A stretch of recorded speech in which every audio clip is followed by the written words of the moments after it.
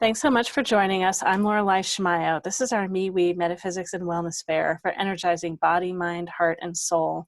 We have events throughout the Northwest in the United States, in Seattle, Portland, Salem, and Eugene, and we have many more events online now. We've been doing them online for almost 2 years. We have probably, at this point, maybe 4 to 5, 6 events a month. We have fairs where we have a gathering of many practitioners together. We introduce ourselves, share samples of our work in an intuitive panel, and then we split up in breakout rooms, and all the practitioners are available for free talks, for conversations about their work, and also to do sessions. Our sessions are often offered at a discount. And then we also have awakening panels where we'll have a smaller number of practitioners. There's usually a theme, and we answer questions from the audience. So all these different kinds of events that we do. You can learn more about us at MeWeFairs.com. So you'll be, so for those of you that are here tonight, thank you so much for coming. If you leave Zoom at any point and want to get back in, just come to jointhefair.com. So you got a little bit of description of what we're going to be doing tonight. We'll have, we have a smaller number, as this is our first time doing it in the middle of the night here in the Northwest, where we're reaching Australia and other time zones at better hours. So in Australia, it's going to be 6 to 9 p.m. tonight. To give you an idea of some of the talks that are coming up, we've got in just about an hour, is that right? Yeah, in just about an hour, we'll have life contracts with Susy. And then we'll have light language healing experience with the Andromedan, Hathor, Arcturian, and Dragon collectives with Galactic Ashley.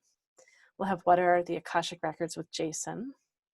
Spirituality of animals with Donna, and energy chords with Susy. So lots going on.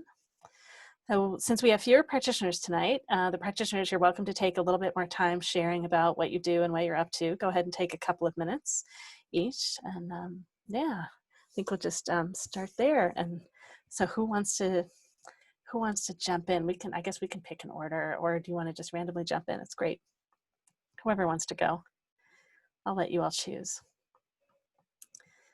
Who practitioner wants to jump in first and go ahead and take 2 minutes to share about your work? I can call on you too if no one wants to jump in. I'll open it. Okay, great. Thank you. Let's get it rolling here. I'm happy to jump in. My name is Jason Antelek, and I'm also known as Akashaman. I work with the Akashic records and focus on how to help you better understand who you are at the deepest levels. What was your soul's origination journey, and what things are influencing you in your current lifetime. I also work with shamanic practices and combine the two to create past life and present life healing on multiple levels at one time. It's a very interesting journey learning about yourself, and then along the way we kind of figure out the root cause of some of those crazy things that are going on in your life and where they come from, and that gives you dimension around what it is you're experiencing. When you're able to see things from a more distant perspective, it allows you to step away from the emotional attachments and to see things more clearly. And it makes sense when you know that something that you're experiencing now started in a previous timeline. It's suitable for healing and clearing, and it's very effective and long lasting. I'm going to be doing readings today for just a couple of bucks a minute, and you can learn a ton about yourself, about where you're from in the universe, also about what sort of things you might be struggling with, and based on your personal energy and experience that we tap into with the Akashic records, how to further where you are or help you get unstuck from whatever obstacles might be ailing you. Again, my name is Jason Antelek, also known as Akashaman. You can check out my website at akashaman.com, AKASHAMAN.com. Thanks. Thanks so much, Jason. All right, who else would like to jump in and share? Go ahead, Donna. Yeah, sure. Hi, I'm Donna Sauer. I am an animal energy healer and communicator. I spent about 30 years teaching medical sciences at colleges and universities. I'm a Reiki master, and I studied Lakota healing traditions for about 10 years. I really love this work, and if you would like to come into my break room, Love to hear about your animals. If you have any concerns about them, you want any messages. I also do medium work with animals that have crossed over. I also do work with animals that are about to cross over, which we call doula work. So I welcome donations to PayPal if you so choose. I do mini readings in my break room, and I look forward to hearing from you. Bye. Great, thanks so much, Donna. All right, who else wants to go? I'll go. Hi, I'm Susy Parker Goins with Blue Lightning Healing. I am a channel, so divine comes through me to talk to you. You can have a conversation, establish a relationship with your guide so you can continue to work with them outside of any sessions we have. I'm an energy healer, so I can do body scans, Reiki, clear blockages. I also am a past life explorer and healer, so I can take you through a meditation, or I can access your past life information so we can see what's affecting you even now. I also have podcasts under the name of Blue Lightning Healing Meditations on Spotify, Google, Apple Tunes, Anchor.fm, and that's got like, wow, I just uploaded I'm almost at 50 podcasts with a talk, a basic talk, and then a meditation that relates to it. And my email is susypgoins@gmail.com. That's the best way to get a hold of me, or through my website at bluelightninghealing.com. Thanks, and I'm so looking forward to this tonight. All right, thanks so much, Susie. All right, Galactic Ashley, I think you're up next. Okay. Hi, I'm Galactic Ashley, and I channel divine guidance for starseeds, connecting them to their star families and galactic lineages. I use light language frequencies and work with your cosmic connections to facilitate high frequency healing transmissions and encoded activations. Very excited to be working this evening in what I would consider my more productive hours of the day. I am in the Pacific Northwest, stateside. And then tonight I will be doing a healing and activation transmission in my breakout room, and I'm open to having cosmic conversations about whatever's going on and just chatting.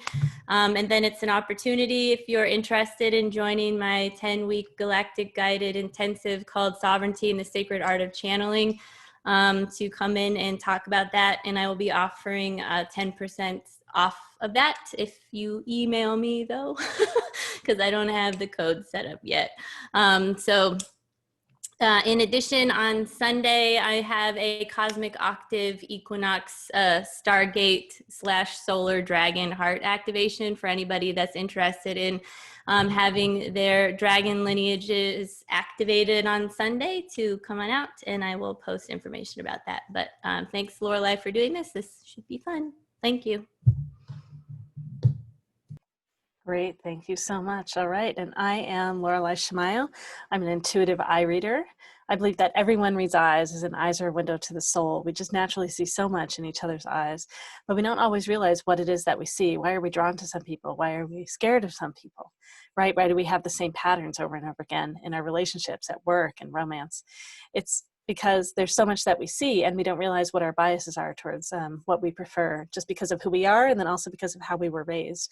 So I use a set of archetypes to help people better understand what it is that we see. I'm able to describe your soul, your life purpose, help you see what choices you've made in the past, looking at photos of people that have been in your life. It could be people you've worked for or exes, relationships you've been in, help you understand and then kind of sort what's underneath, what those desires are, and see how you can meet your needs yourself, right? How you can really love and accept and embrace who you are and your gifts and feel comfortable sharing them. And then I help you make choices going forward. So where's the place to work that's going to be great for you? The people that you work with, people that really see you and want what you're here to share. What type of work is it that's best for you to do? And then in romance, how do you find someone that's great for you? How do you find a soulmate? You can find them through their eyes. So I love to use this for conscious online dating with people. So help you write a profile, describe who you really are, choose photos that share the best of who you are through your eyes, and then we screen eyes to find people that are a great match for you. I'm really passionate about this work. I'm happy to share about all kinds of things with you. Today at the fair, I'm going to be doing a combination of admin and also I'm sharing about my work in between. So I won't have as much of a chance as other events, and my work though is also available at a discount here, just from being here at the fair. So thanks so much if you're interested. I look forward to sharing with you, and I hope to go deeper with you sometime. And more is available on the web about me at LorelaiShimayo.com. It's LaurelIShimayo.com. Thanks so much. All right, let's get back with my facilitator hat on here. And let's see, so we've got our intuitive panel is available right now. I know there aren't as many of you in here right now, but this means you get like right to the front of the line. And yeah, practitioners, if you want, feel free to put your information in the chat for everyone. That's great. And yeah, so our intuitive panel, we can answer some sample questions for you before we split up in our breakout rooms and have various talks throughout the night. So does anyone have a question that you'd like us to answer? Keep in mind this is recorded and this will be posted up on the web, so just be aware that it's public. And also I should share too, if you ask a question, you might ask about this, and if we start to answer, going deeper than you want us to go, or starting to share about a different topic that's not where you want us to go, please let us know. We're here to honor you, so raise your hands, let us know to wait, unmute and tell us, let us know in the chat, whatever it is. So yeah, we're here to honor you in whatever you ask. We've got more people joining us. And then also, please, when we're answering someone's question, we believe that everyone's intuitive, so information may come in for you as well, and we request that you allow the attention to stay up with us on the panel. You might want to write down what comes through for you. Often what arrives might float away. And then if you want, when we're done answering that person's question, if you want, you can chat them and ask if they want to hear what came through for you. And please honor whatever it is they share. They might be really interested, and they might say, you know, no, I'm not interested right now. They might be full from all that we've shared. And also, I encourage you to listen with an openness to see what's here for you to learn. From everything that everyone asks, for all the answers that we share, it's a great opportunity to tune in and connect with your own intuition. You might notice how you might answer and then see what we as all the practitioners say. It's a great chance to really affirm your ability to sense and see and to share that with others. Let's see, yeah, so is anyone that's here in the audience? I know we just had someone else join us. We're just starting our intuitive panel. So if anyone in the audience has a question, this is a great opportunity to get a question answered for free. Chances are several of us, maybe all of us, will jump in briefly and answer your question. And I'll put a little more information in the chat in just a moment too, so you can see what we're up to tonight. So does anyone have a question?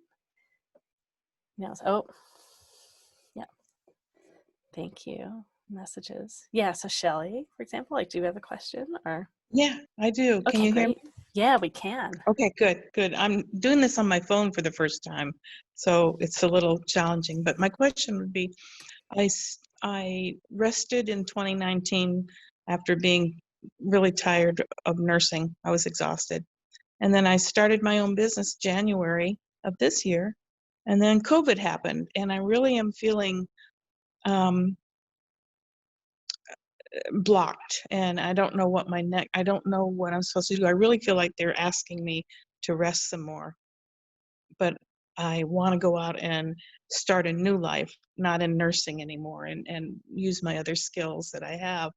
But COVID seems to have put a big pause on it, and so I'm just kind of wondering, am I going in the right direction, or am I supposed to look for something different? And is waiting okay? Okay, great. And do you mind saying what businesses that you were going to be starting? January of this year, I held my first women's retreat in Yachats, and it was wonderful. And we just did what women do in circles, and we ate, and we did astrology, and we did circle work, and I want to do that again. And there's more healing that I have to offer, and so I'm interested in Gnostic studies and astrology and just healing in general. I'm a hypnotherapist too, and so there's a lot to offer, but I just feel blocked right now, and Okay. so I don't want to say that I'm blocked, because I'm trying to be positive about it. That maybe it's just a pause. I hear you're not knowing, like, what is the thing for right now and what direction are you heading? Yeah, and so I'm 64, and I don't feel like I need to go back into nursing. I feel like that is definitely not what I'm supposed to do. Great, great. Let's see, I saw Susie's hand go up and then Jason's hand. So you've got answers coming. Susie, Thank go you. ahead. Hey, Shelley. I want to confirm everything you're thinking. Yes, this is a time for a pause. It's time for everyone to pause. COVID is, and we've got to shift our thinking. This is asking us, the whole situation that's going on right now is asking us to shift our thinking from, it's an interesting process because we need to think about ourselves right now and figure out what it is, and determine what is best for us. And then once we are able to take care of ourselves, we can go out and share our gifts with others. And as soon as you said women's retreat, I went, oh my God, that's absolutely what you need to be doing. Because so many things are being thrown off kilter. You're going to be able to come in, and I don't see it happening at least until maybe the beginning of next year.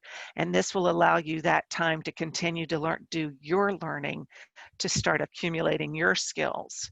And I see this, this beautiful circle of women who are just connected to each other. It's even harkens back to the times where women would gather around a campfire.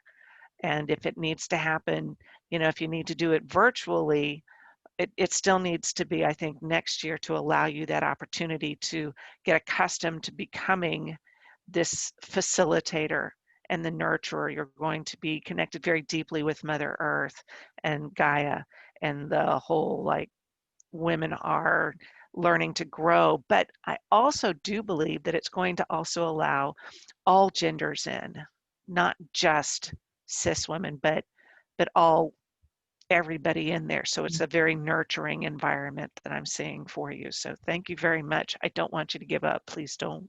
No, I haven't. Thank Good. you. Thank you, Sue. Sure. Great. Thanks, Susie. Jason, did you want to jump in? Yeah, that'd be great. Thank you. Shelley, thanks for sharing with us and being so open and transparent. That gives it gives those of us that are connecting with you a lot to work with. To further serve you, I just want to ask if it's okay to access your Akashic records. Do I have your Yes, thank permission you. in the moment Thank to you. do that? Yes. Sure.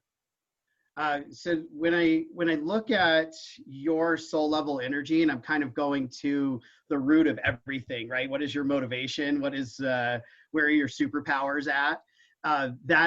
You're a person who really operates with unconditional love, and when that is a driving force, it puts you in a place where you want to be able to do for other people. And you have like this extra expanded capacity to be able to do that, to help others and to really give of yourself. And you've probably noticed that you have a way of being able to do it and then like take a little nap and start all over again, right? Like you have just this incredible reservoir. What happened over your many years of nursing is that you continually took yourself down to zero, right? And sometimes below zero. And you probably experienced some of that where it puts you in bed for a couple of days or you just really can't do anything. But that drive and that satisfaction, the fulfillment that comes from helping other people is something that doesn't ever go away. One of the things when you're operating with this level of love and service for others that we forget is that if our tank isn't full, we can't help other people. Right, and it's that kind of cliche aspect of the on the airplane when the mask drops down, you got to put yours on so you can breathe, so you can help somebody else, right? And there's a lot of truth in that. And right now, you're really rebreathing all the things that have been drained back into your system. So taking the break and taking care of you is actually probably the best possible thing you could be doing. And getting used to that being part of who you are, because you've given so much away and not done for yourself and put yourself farther down the list, that trying to refocus that is a difficult space to be in. And when you serve others, right, that's kind of where it's at. You're going to be a natural healer because love is a healing energy all in itself. So allow yourself to take all of the things you've done, whether it's in nursing or the hypnotherapy or any other modalities, and make it your own. really look at how you can do it your way, because that's what a true healer does. They combine the different things, and they like lots of different tools because they want to be able to help people. Right? And you're helping others in the environment you're talking about. The retreats really allows you to do that and connect people. One of your greatest assets is your ability to build and maintain relationships. Right? You're very good at being in a relationship of every kind, and you probably notice you build those very quickly. It's something for people with divine love energy, which you carry a considerable amount of, that is necessary for them. So part of that disconnect is just that you're not getting it the same way, but it's still possible.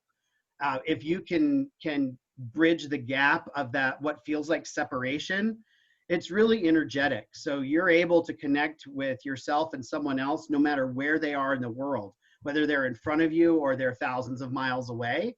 So allow yourself to maybe explore that part of it a little bit. And is it gonna mend the whole thing of the isolation? Probably not, but it's gonna help you quite a bit getting back in that groove and building some of those relationships for yourself. So do reach out and make the connections, but remember that it's about your recharge and taking care of you. The more you take care of yourself, the more people you can help at a higher level. Does that make sense for you?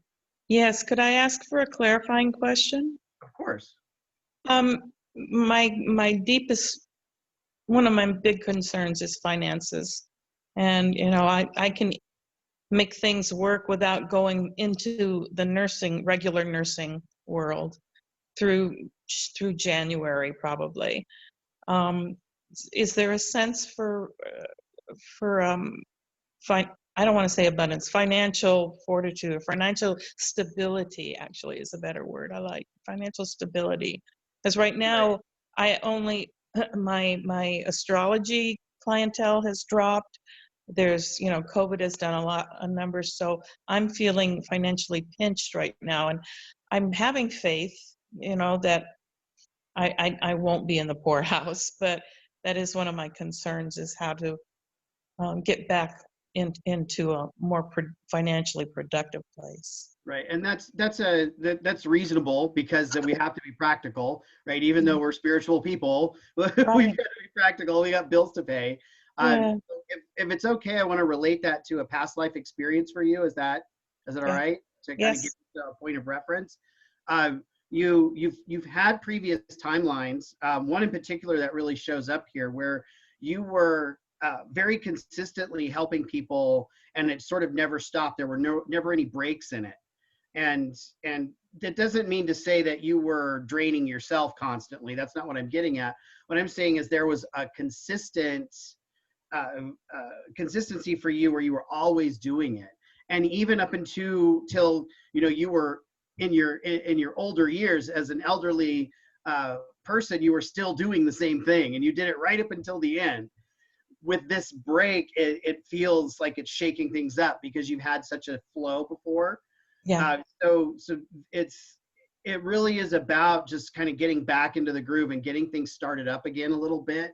Even if you've got to do it at reduced rates or in a different environment, you're not used to having to change it up, right? Because when you were in person and there wasn't computers and these other possibilities, and you're in a small village and you're the person everybody goes to, it's very easy to stay consistent. So finding some new ways to address that, and trying it a little at a time, like poke in this place and see how it works, poke in that place and see how it works.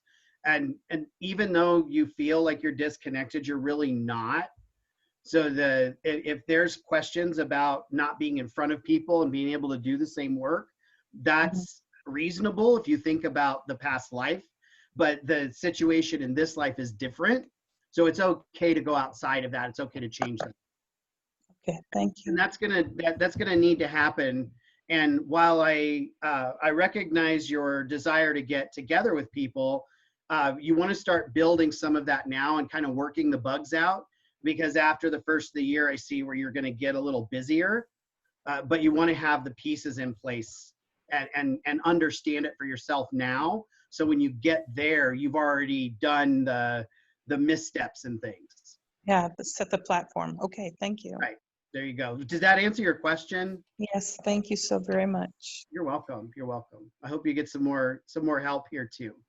Great, thanks, Jason. I know we've got Galactic Ashley in line. Go ahead. Hi, Shelley. Hi.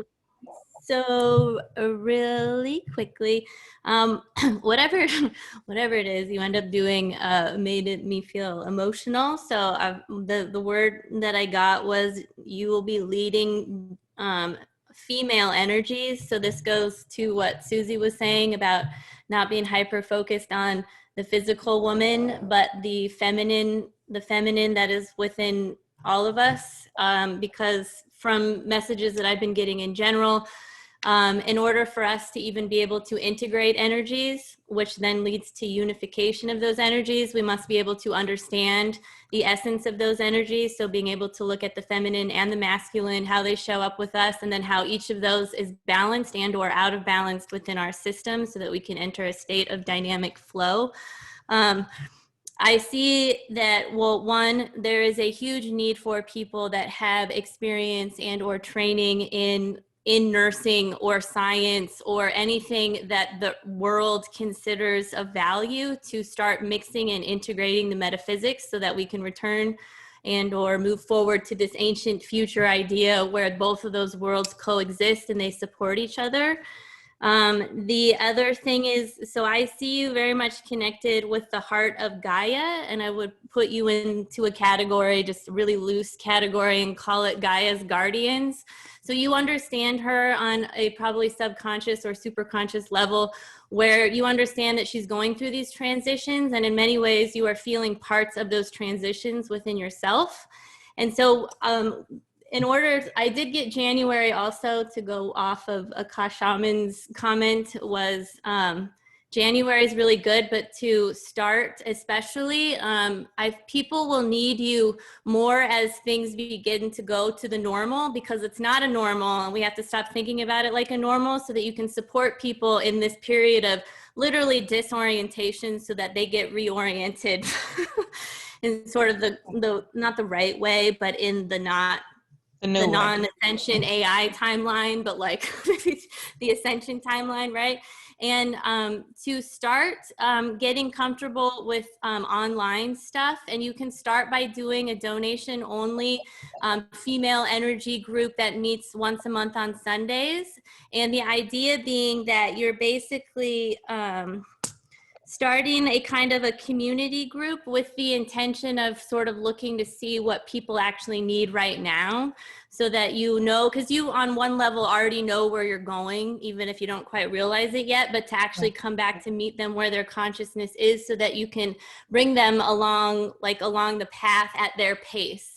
So I do see you working, like having long-term relationships with people, and to let it be and the other thing that came through very strongly was to honor why we are here. And what they meant by that is because I was like, well, why doesn't she just get online and do all this stuff? Because things have been like crazy insane, right? But it's because I'm here for a different reason than you're here. I'm here to catalyze people and to just like shock them and right, so that they go on, and then I send them to somebody like you that will work with them for like a very long period of time, maybe, right? So to honor that about yourself, about these long-term relationships, and that you carry this great mother energy within you, which is really all of the divine feminine that is balanced, that exists within you. And then to just trust that when you have energy, to move, and when you don't, to be, and trust that within yourself. Thank you. Yeah, that's a good validation. Yeah, spot on. All right, great. Thanks so much, Galactic Ashley. Thank you, Galactic. Yeah, all right. I have a little bit I can share too, and then I know we want to go on. We've got a couple other questions. Okay. Let's see. And I didn't hear everyone's answer, so pardon me if I'm repeating. I agree with what Galactic Ashley was saying about online. It just seems like that's very like practical. That's how people are connecting now, and particularly maybe some of the people that you have had in your circles. Yeah, so I just, if it's something that you don't feel as comfortable with, I was wondering about partnering with someone. I definitely think offering things for free. It just seems like you, your energy is naturally very grounding. I love what Galactic Ashley said too about Gaia. Yeah, so just it seems like you love learning and educating people, and so grounded. It just seems like you might be able to go online and just start making some short videos of like tips for people, you know, that involve the different modalities, but also your history of the knowledge that you have. Just really practical things for people staying connected to themselves and caring for themselves and connecting to earth energy and all kinds of things like that right now. Yeah, so just partnering with someone, getting practice, having your voice out in more context, possibly. It sounds like you jumped right into that, and Yeah, you know, the video and the filming is a little nerve-wracking and something I need to build courage around. To sit in a circle with women, I don't have an issue, but there's these new technologies are a challenge for me. yeah. So that's why partnering with someone where you don't have to work at as much of the technology yourself, and just taking small steps and just doing enough things that it's like, oh yeah, I'm just doing this right now. You know, all of us getting online, there are all kinds of things that we had to navigate. So it's just Yeah. taking steps and getting practice. You know, it sounds like you totally could be in one of these fairs, you know, and then someone else is helping hold all the logistics. So yeah, you're Right. totally welcome to do something like that. Yeah, just Cool. experiment.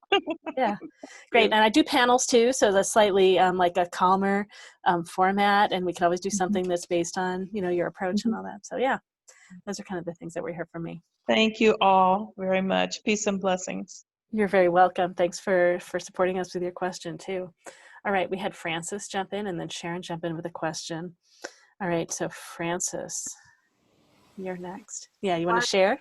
Oh, and maybe Frances, you didn't come in when I shared the beginning. I'd want to share just a couple things. So this is filmed and it's going to be recorded and it's going to be going up online. So just so you're aware of that. And then if you ask a question and we go deeper than you intend for us to go, or we start talking about a different topic that's not what you intend, please let us know so we can pause and like redirect and stay where you want us to be. Okay, great. Can you hear me okay? Because this is an old computer I'm on, and it's a little hard, but yeah, go ahead. Okay. Yes, I'm a healer, and there's a line of work that I'd like to go more deeply into, which is I do Chinese face and birth date readings, and I see that it would be really supportive of supporting parents and their children. So I'd like to really alleviate the depression that is escalating out there in the world, and I feel that what I can offer with my healings as well, but also with these particular readings, would really make a big difference for parents to understand their children, and also children to understand themselves and their parents, really, to alleviate the conflict of understanding between parents and children. Yeah, so I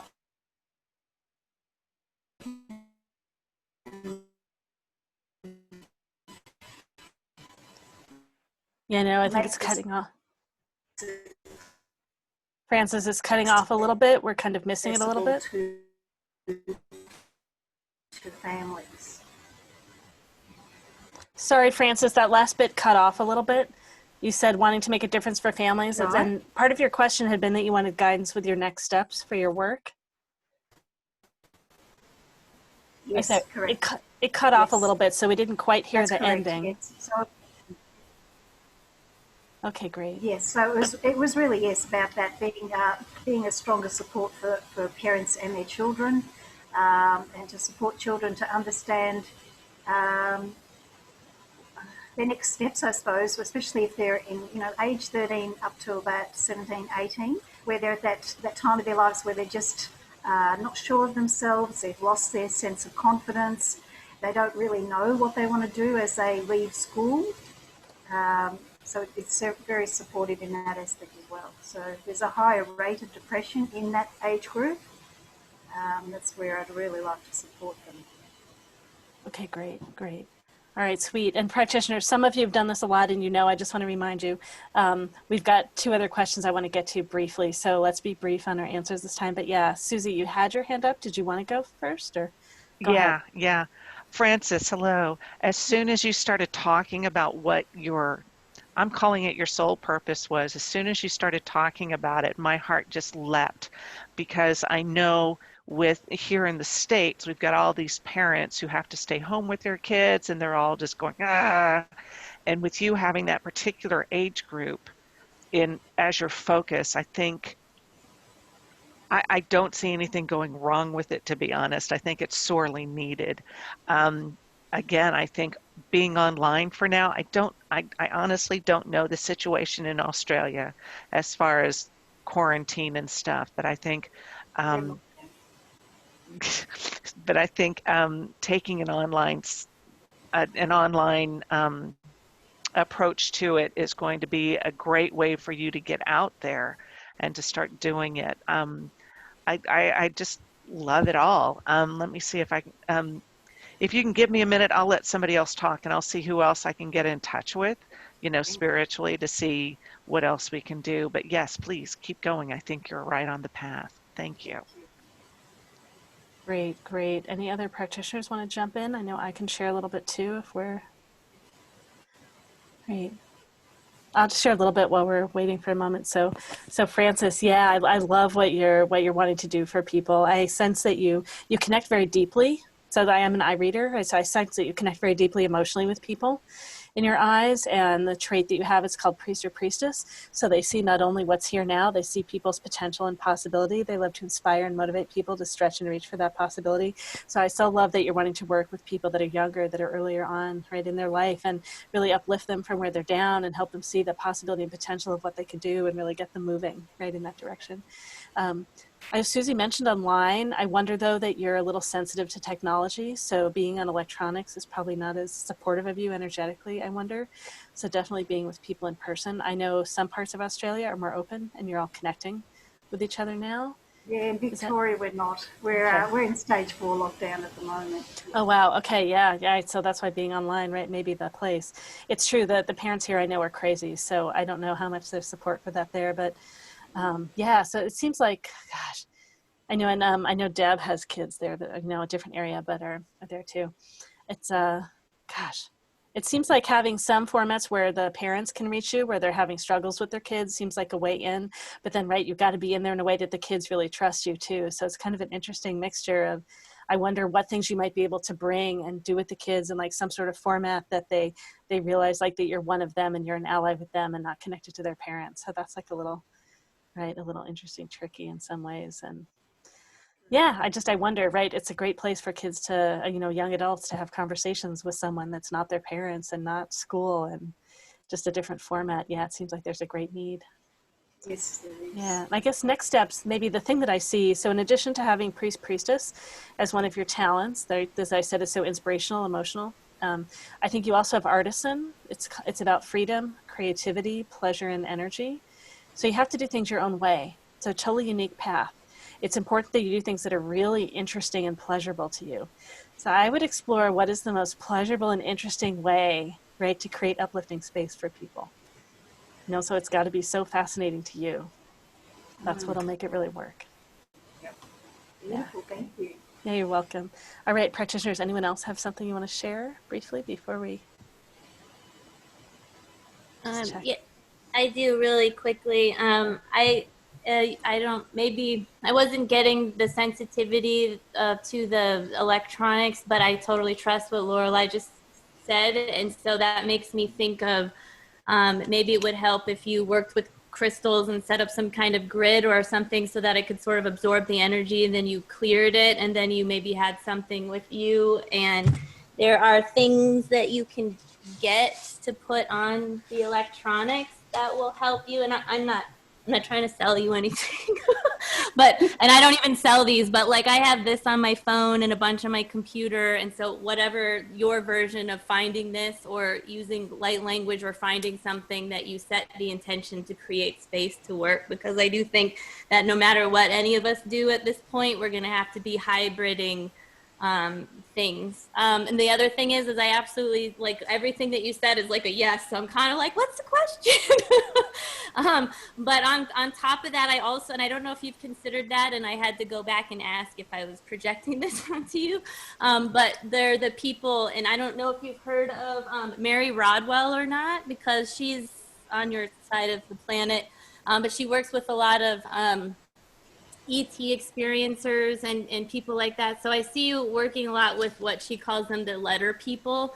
So it's like the ADHD and the autism and people that are on the spectrum, because those kids are at home right now and they're not able to have access. And so primarily it's, you know, to just recognize that they're gifted, even though it's challenging to be, that they really are having so much access. It's hard to ground it in the physical body, and to working with their parents to help them understand their children, and then maybe somehow figuring out something to provide the kids.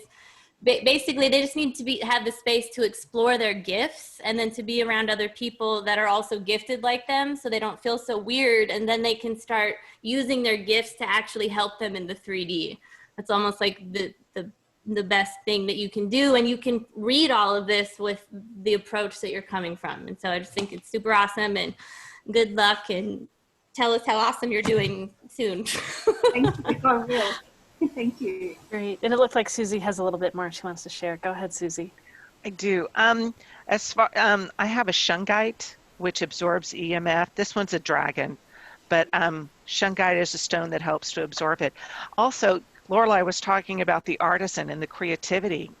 An option would be, if you're not comfortable in front of a camera, we're all going to show our shungites, that if you're not comfortable being like with a camera, but blogs, you could start writing up stuff and get that impulse and say, oh, this is what's coming up. And then you can start to spread the word that way. Or a podcast. That's what I've been doing, is podcasts where I just talk and talk and talk. But I think what you want to do is supremely important, particularly for kids at this age where they are social and now they can't be. So good luck to you. I'll light candles, I'll say the prayers, I'll do whatever we need to do to help you continue in your work. Thank you. Fantastic. Thank you very much. Great. Thank you so much for your question. Yeah, that's lovely. I appreciate you joining us. All right, let's see. We've got a question from Sharon. Where is that? Sharon, is that you? You don't have your name on your? Yeah, that's you. Yeah. Great. Go ahead. Do you want to share? What is your question? Yeah, I just wondered, I'm at sort of a crossroads and unsure what direction to take at the moment, and I'm thinking of moving house or staying here. So if there's just need some more clarity on what I should be doing.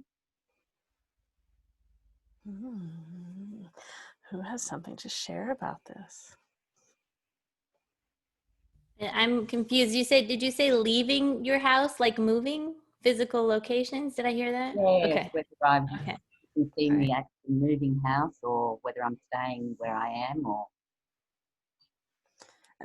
And just Donna, for some reason my attention keeps going to you. So even though this isn't necessarily your specialty, if you have something you want to share, please, I want to encourage you to do it. I don't know why my energy just keeps coming to you.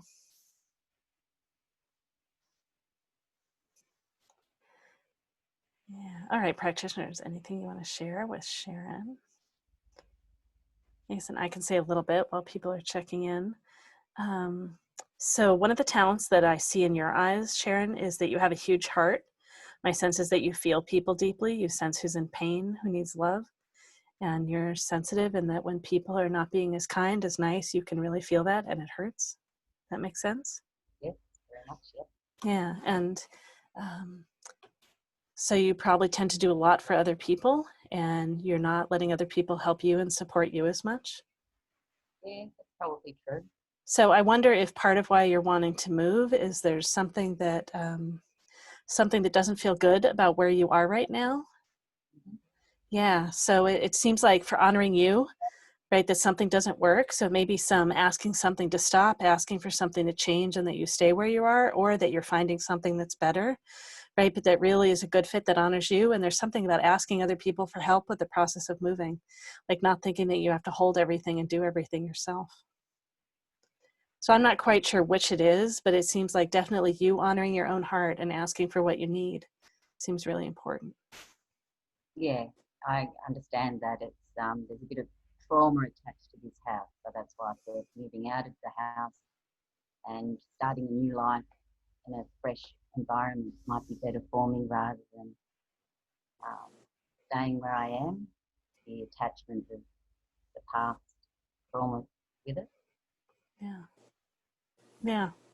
So maybe moving. All right. Now, and just Galactic Ashley, before you go, I think Donna does have something to share. Donna, go ahead. Oh, I just wanted to say, Sharon, that what I was feeling was this a huge expansion, like a flower or a lotus opening up, just totally opening up. It's like, I don't know what you're going to be doing, but whatever it is, it's going to be you growing into a huge new space. So I like doing a lot of mediumship work and doing soul work and helping people in that direction with trauma that they may have experienced and helping heal that.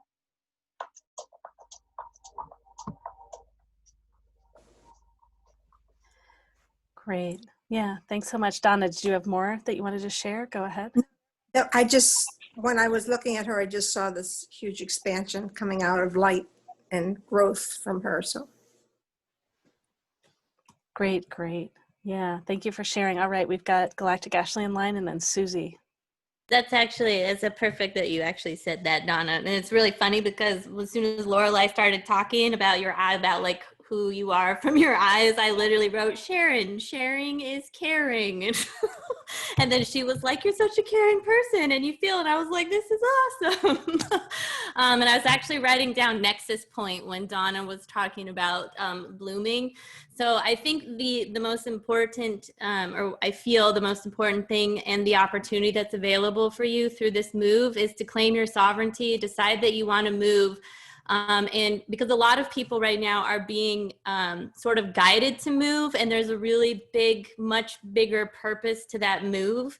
And so it's really important that you sort of set the intention and you feel guided and you go to where you are guided. And because many of us are being called to go to specific places because there's going to be huge timeline shifts and things that are happening. And we are being called to, the term I got was nexus point, to basically be attracting these other energies that will be coming to you, not only to heal, but also to support the area of which you are, like where you will be in. And so it's just, this is all going to happen based on how like people feeling guided. So it's not, I don't think, I mean, unless somebody's like moved to this area, I really don't think that anybody can say this is the area, because the map is literally going to have to come from within you to take you there.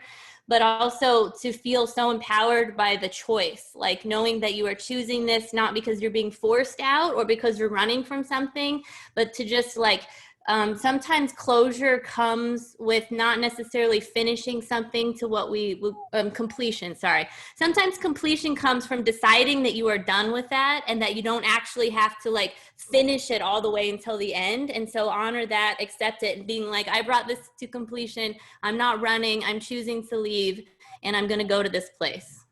And then just to be like, I'm divine, sovereign, and free, and self-mastered, and just rock it and do your work wherever you feel guided to go. And then what Lorelai said about, you don't have to do it alone, because when you set the intention and you're doing it, then you find your nexus point in the physical place on the map of the planet.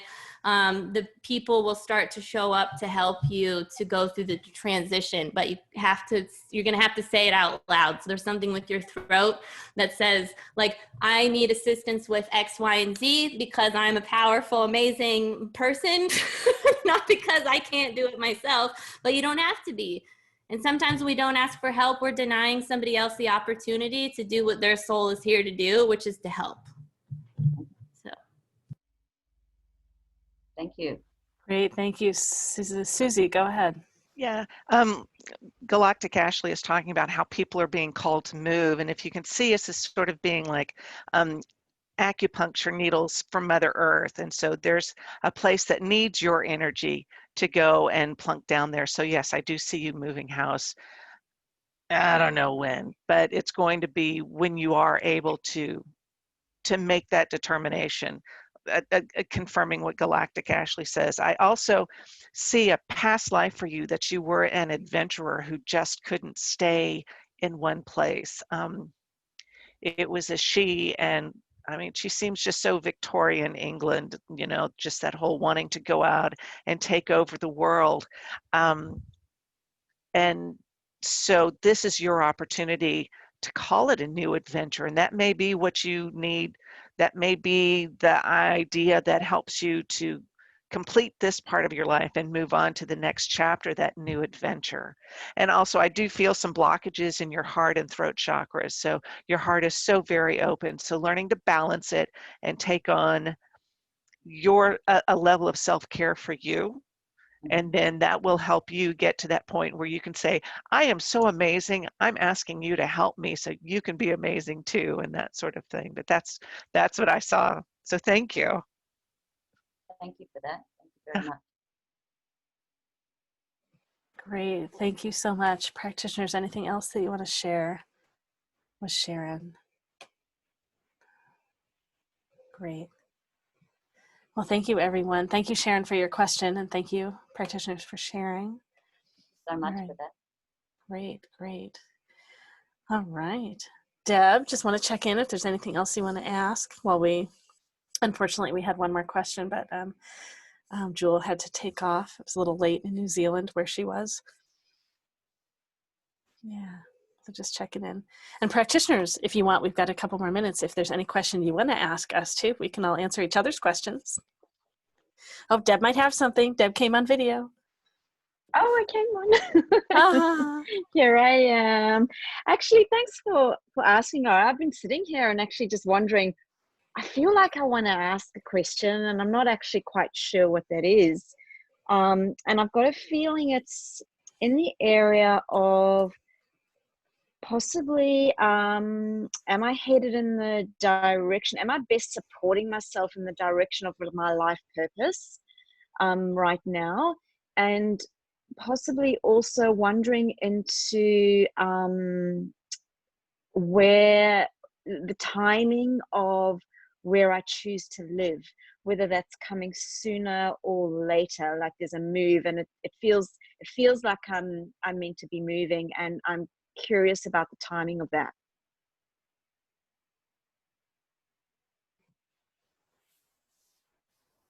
Great, thank you so much for your question.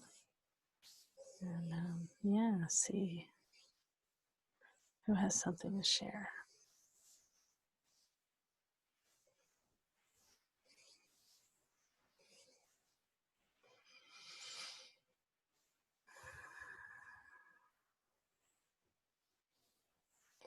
Yeah, see while they're checking in. Susie's almost ready, but I just have something basically similar to, sorry, because this is going to be really quick. It's like similar to what I just told Sharon. And then I'm like, but she doesn't want to hear that. I think she wants something very specific. And so then I was like, within the next 365 days, the move will begin.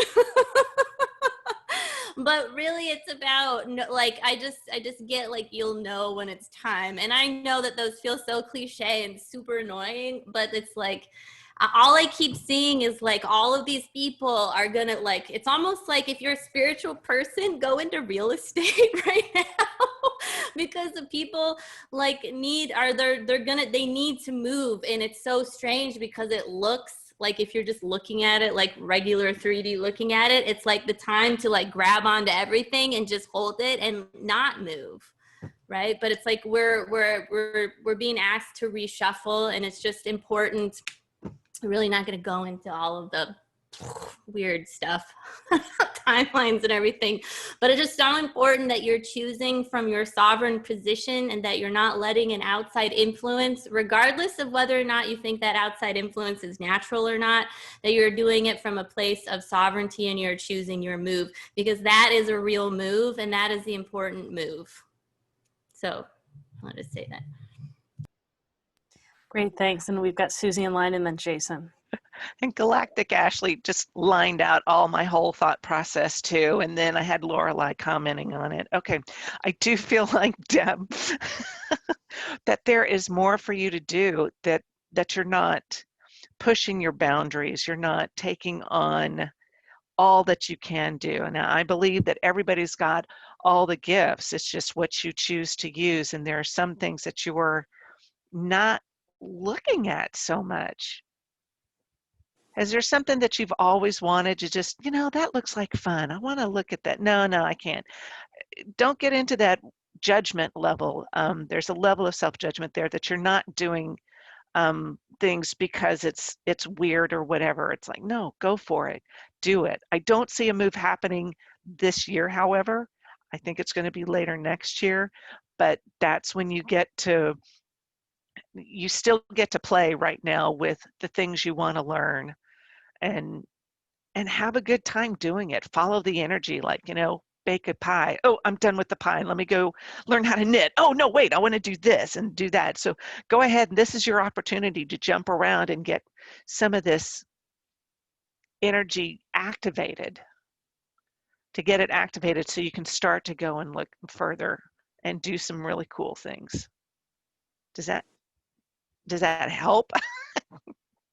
Yeah, thank you. Both of your shares, spot on. Yeah, I've got a lot of self-criticism that goes and that I like to take myself through in my shifting energy. And it's like, the criticism about not completing and, the judgment that comes in, like, put something and see it through, and the invitation just to be okay with, or this, and like, and then that, and then seeing what evolves and which direction I want to take with that. So yeah, that's spot on. Thank you, both of you. I think what's going to happen is you're going to say, oh, I did that and I did that, and you're going to find new ways to put them together. So thank you, Galactic Ashley. But you're going to find new ways to pull in these different components so you can make something that's totally yours, that's even better than what the component parts are. Thank you so much, because that rang true with your other share earlier. I think it was you, Galactic Ashley, when you said that you were sharing with someone else about bringing the different things together in your own unique way, and that sat with me, and I thought, oh yeah, so thank you. Great. All right. And then Jason's got something too. Go ahead, Jason. Going third on a panel when the first two already said everything. So Deb, I want to share it with you in a little bit, just from a kind of a different angle. And this is kind of letting you off the hook a little bit spiritually. We tend to feel like we got to check the boxes and do all these things, or I missed the boat. And it doesn't really operate that way for lots of reasons, but specifically to your situation is at a deep level, you're what I refer to as an explorer soul. So that you've got that kind of transient feeling, right? Like you may have lived a lot of places or moved around a lot at some point in your life, or you have a lot of experience that you draw on that comes from a lot of different things, and that's actually natural for you. What happens with explorer souls is they sometimes move around a lot early, and then they kind of get settled someplace, and they'll tend to stay in one place for an extended period, but that makes them a little restless, right? And this forced kind of stay put brings some of that up. Here's the other part of that is it allows you the opportunity to explore kind of in the spiritual, metaphysical, mental, and in a different realm, right? So rather than going around and physically and authentically experiencing things firsthand, this is an opportunity to do it more in that kind of cerebral or spiritual space. And that isn't going to answer all your questions, okay? But it can give you permission to just have some fun with it. And just like Ashley and Susy both said, you're gonna pull from different things, and you don't have to complete things. Your nature is you're getting out of it what you need and then moving on to something else. So it's not, you don't need the certificate. You don't need to read every page of the book. It's not how it works for you. You allow yourself to draw the tools and get what you need and be okay. That judgment is programmed into you from outside of you, and you're accepting it. So it's about like reversing that, right? That negative, you got that negative talk. Taking action with that specifically and just pushing it away when that trigger shows up will help you repattern that so you're not putting up with it, right? Because you know already that it's not working for you, so it's just a matter of turning it around. And that's not going to happen overnight. You got to work on it because you didn't get here on the jet plane, right? You got here on the bus. So this is one of those, you got to take the bus back a little ways before you can jump on the express line, right? So just do a little of the work, and you'll start to see that negativity will go the other way, and then you can enjoy what you're doing. Thank you so much, Jason. Spot on. I'll receive that. Yeah. All right, great. Well, thank you so much, Deb, for jumping in with a question. And so we answered 4 questions tonight, I think. Yeah, 4 questions tonight in our intuitive panel. Thank you so much, everyone, for sharing great questions and everyone answering. Oh, Donna has something else to share. Donna, go ahead. Hi, Deb. This really sounds strange, but as soon as you started talking, I saw, like those old-fashioned things that people used to, when they were hard of hearing, that they held up like big trumpets. They were on each of your ears. So I'm not sure what that means, except I was kind of like a flash that it was that what you need to know, or the information you need, is going to come to you through hearing. I have no idea where it's coming from, but just heads up. That has a lot of meaning for me. Thank really you. Quick? Sorry.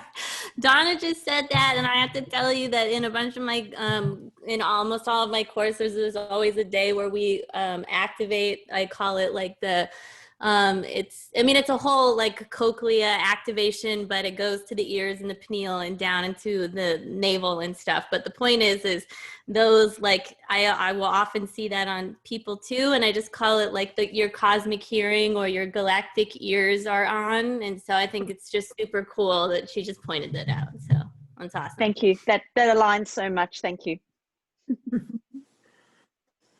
I'm going to say, just I think for Deb, being around like our audience, being around me and like so much of our community, I think the last number of months, like that it's kind of opening things, right, that had been more closed in Deb for a while. So yeah, sweet. Great. Yeah, so thank you everyone for sharing such great questions, and practitioners for all of your great responses, answers. Lovely. All right, I love that we record this, right, and they go online, and then so many more people can hear all these answers and learn from all this too.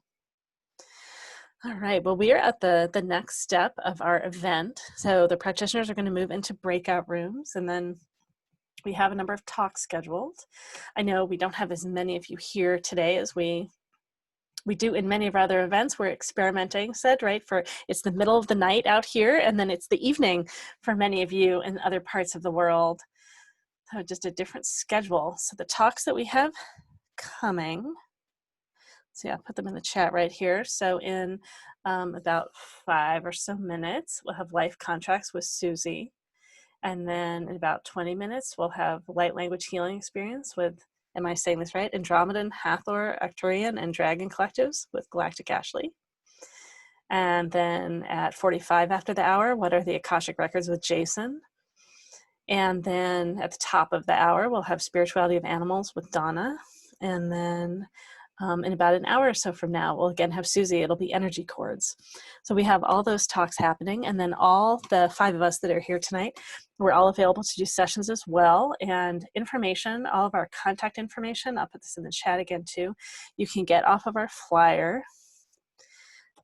And so we have lower price sessions available if you sign up for something from being at the event tonight. And looks like Susy has something she wants to share maybe. Go ahead, Susy. No? Okay. Your hand is just going like up and down and up and down. And so you're wanting to say something. Someone is wanting to say something through you. We don't know what it is. Did I raise my hand? No. Oh, yes. It went up and down and up and down. Wait, I have a question. Go ahead. Wait, hold on, because there's only, we have one person, right? So I'm wondering, should we stay here, or when we can all be with Susy's group? I know, and we can all hear the talks and everything like that. If it's really small, I'm great with that. I'm just going to set up the rooms so that... Okay, and now this is just us? Smaller. Okay. Because I really want to hear Galactic Ashley. I really do. So I think I need to set up the rooms so that if people are wanting to do sessions and all that stuff, we have them. And then so that you don't have to leave. You don't have to go to your room. I think you can just stay here. So let me do that. Let me get it officially open. Okay, and then you can just stay here and don't go. Okay. Okay, because you can hit later on this. Right. Yeah. Just click off of it or something. I'll You hit can even later. go there and Okay. come right back in. That's great. Okay. I'm So gonna put my hand. let me up? say a couple things, and I can leave the recording up too, so we can hear all of our talks and everything if we want. That's great. Okay. Yeah. But so if you've been listening to the recording and you're going to pop off, we're at MeWeFairs.com, MEFAIRS.com. We have lots of upcoming events. For example, let's see. So on this Friday or Saturday in Australia, we have a MeWe Awakening panel on the Fae and Elementals. So working on the Fae and working with the Fae and the Elementals. And then we have another panel on animal communication, spirits, and guides coming up on Sunday the 20th or Monday the 21st. And then we have another fair where we'll have many more practitioners. So there'll be about 15, 16 practitioners. And that will be on Saturday, September 26th in the evening here in the US. And then it will be in the, Sunday in the morning in Australia, New Zealand. And then on October 2, we have a panel on angels and the serendipities.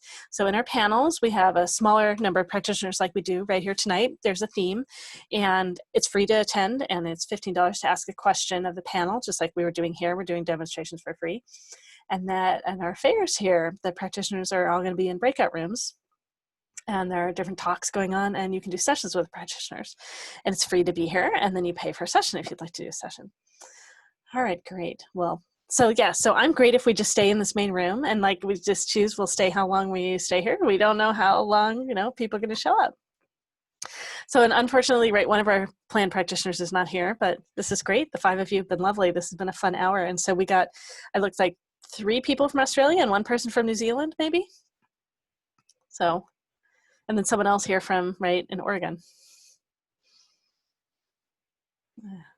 All right, well, let's see. So what do you want me to leave the recording on, or do you want me to turn it off, and that way we'll have it more casual and I can just turn it on and record the talks and stuff like that? Maybe someone just joined us. Yeah. Someone's coming. Oh, really? Okay, that's good. Yeah, so we have someone coming in right now. That's a good sign. Such an exploration of doing this in the middle of the night for us. Yeah, so Sky, it might be someone that I know. I'm not certain.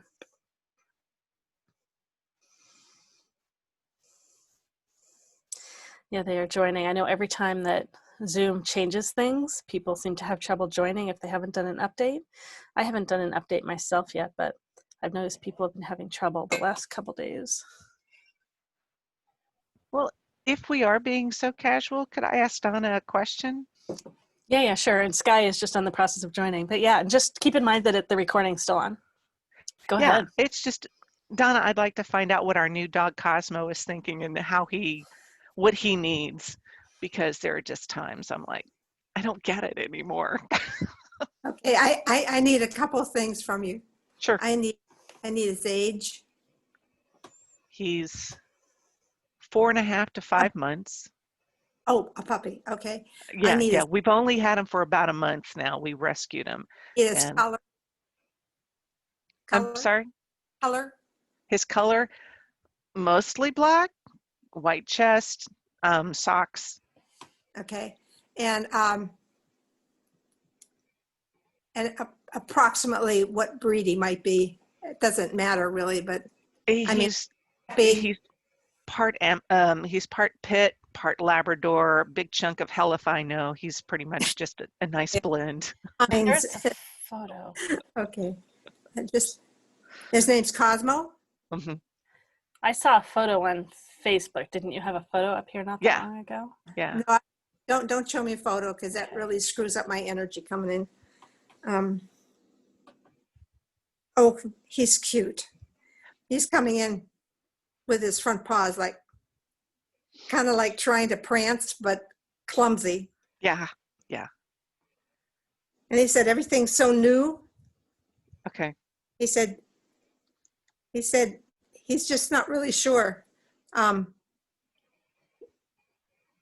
said he's kind of getting in the rhythm, but you're going to have to be patient with him. He said, okay.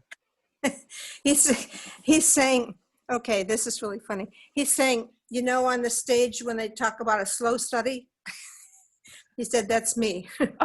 He says, I totally get that analogy. I totally get it. Yeah, he's not going to be your quick, sharp poodle learning quick stuff, you know. He said, Okay. but I will be lovable.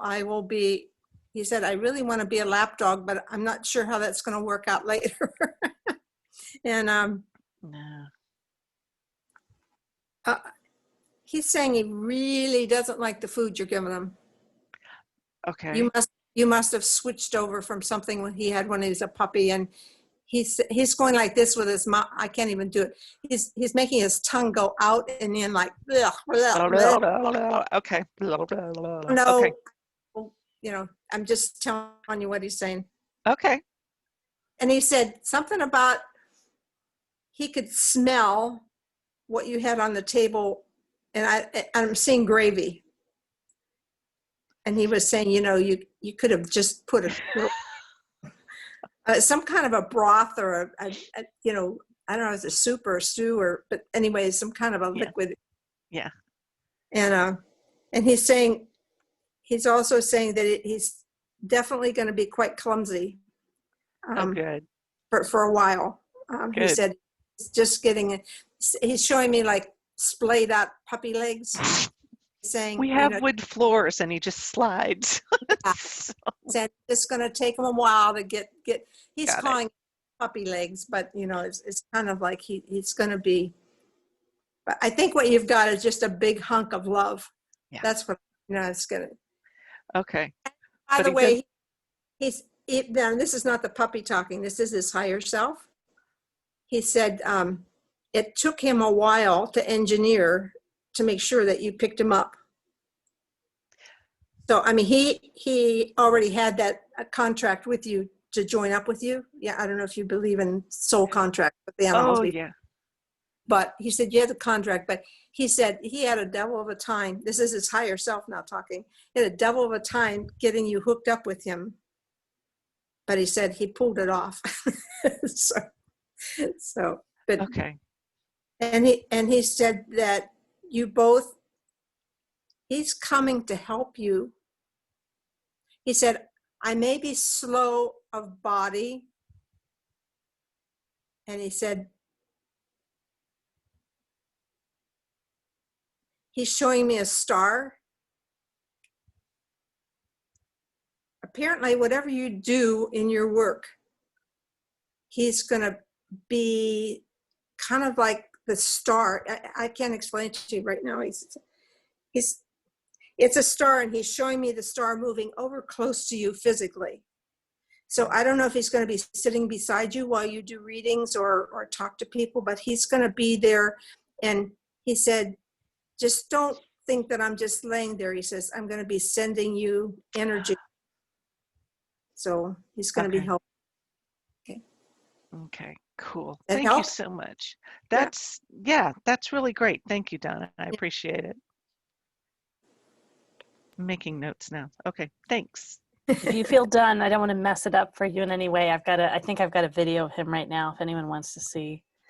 Oh, sure. I don't mind after I do you can show the video. All home. Oh, so I think this is him, right? Yeah. Oh, this is with the pig. Oh, oh, he is all feet, isn't he? And what he's doing, I found a squeaky toy that's a pig, so it grunts, it snorts, and he loves it. Oh, you are so lucky to have a young one. So I think what happened was when I finally let go of the Doberman that we had, that's when we were able to get him back in. That's when we were able to connect with them. So yeah. I'm really grateful. Thank you so much, Donna. You're welcome. Thank you. Enjoy him.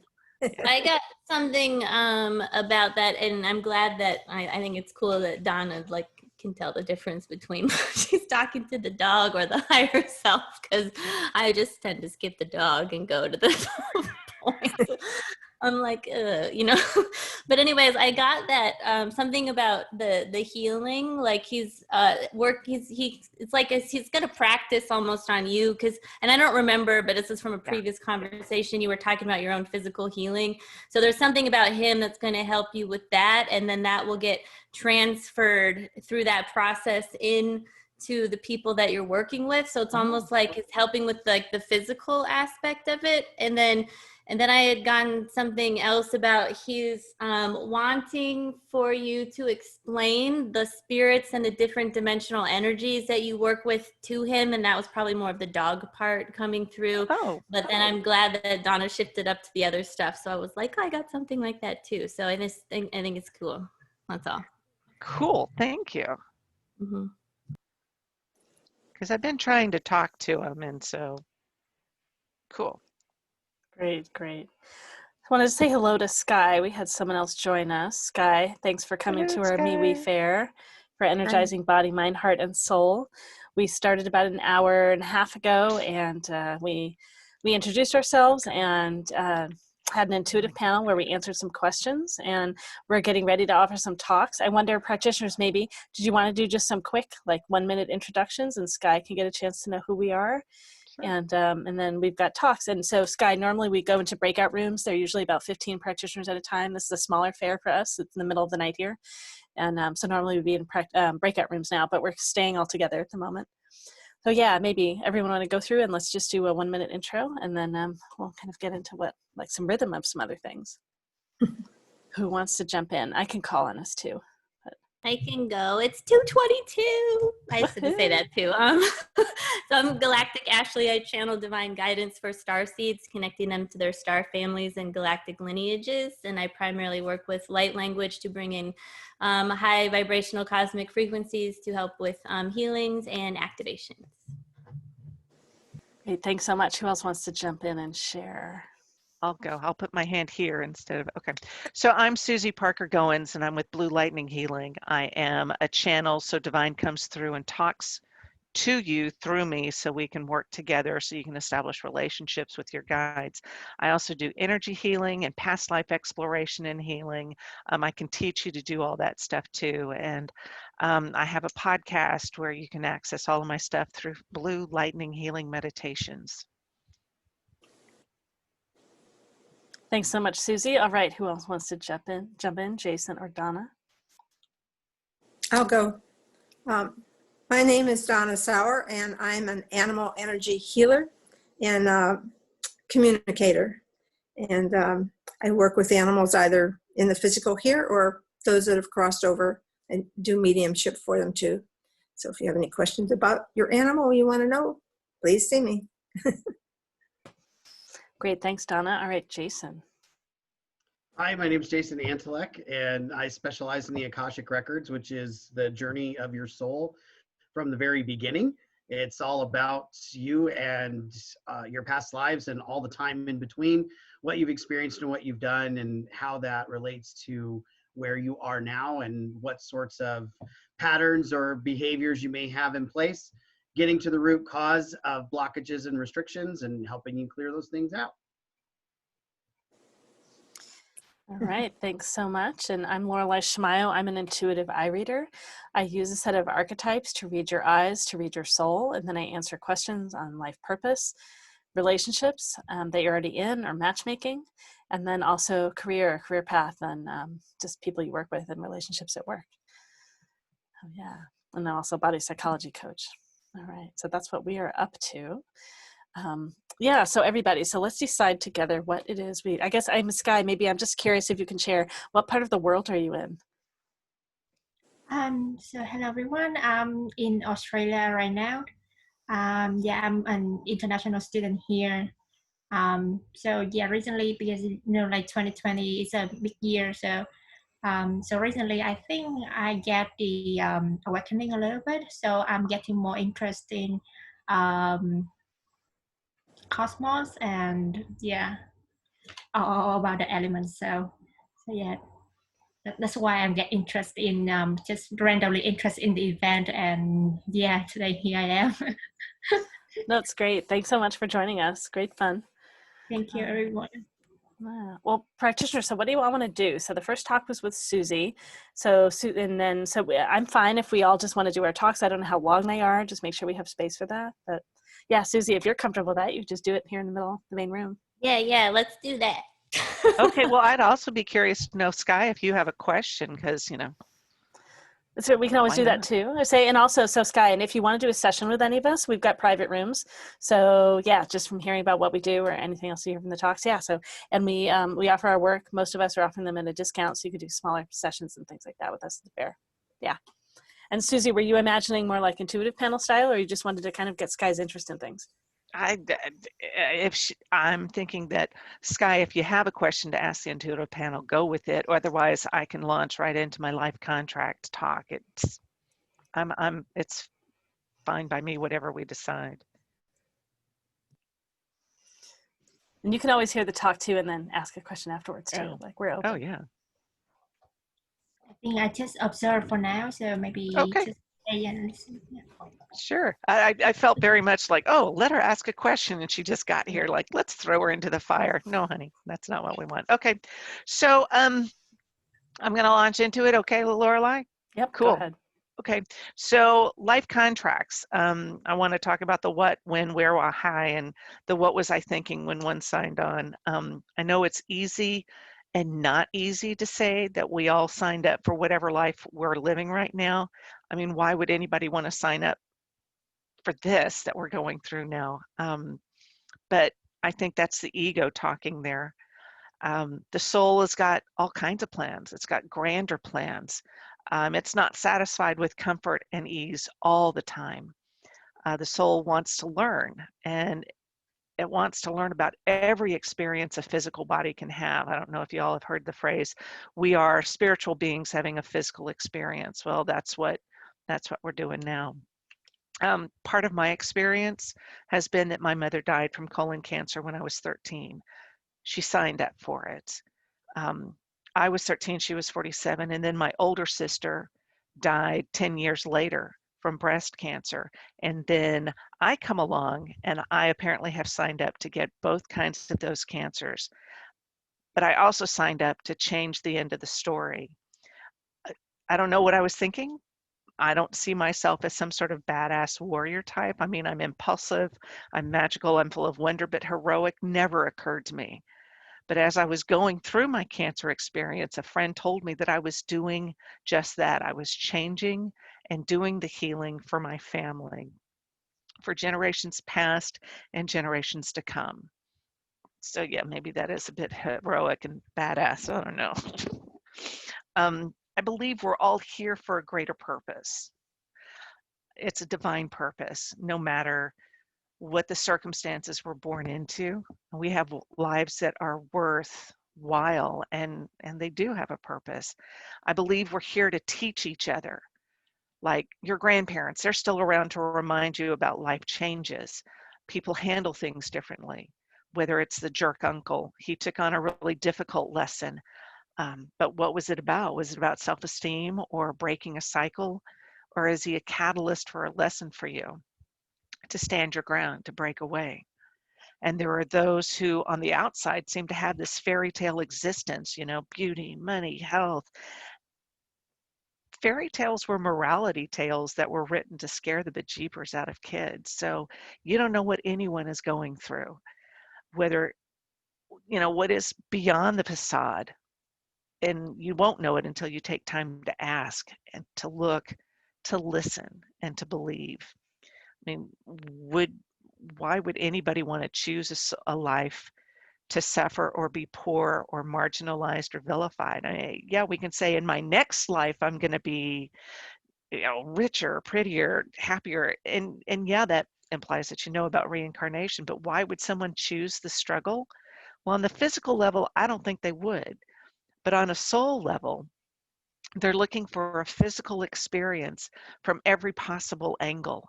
And not just physical, but emotional and psychological, interdimensional, other realms, the divine or universe.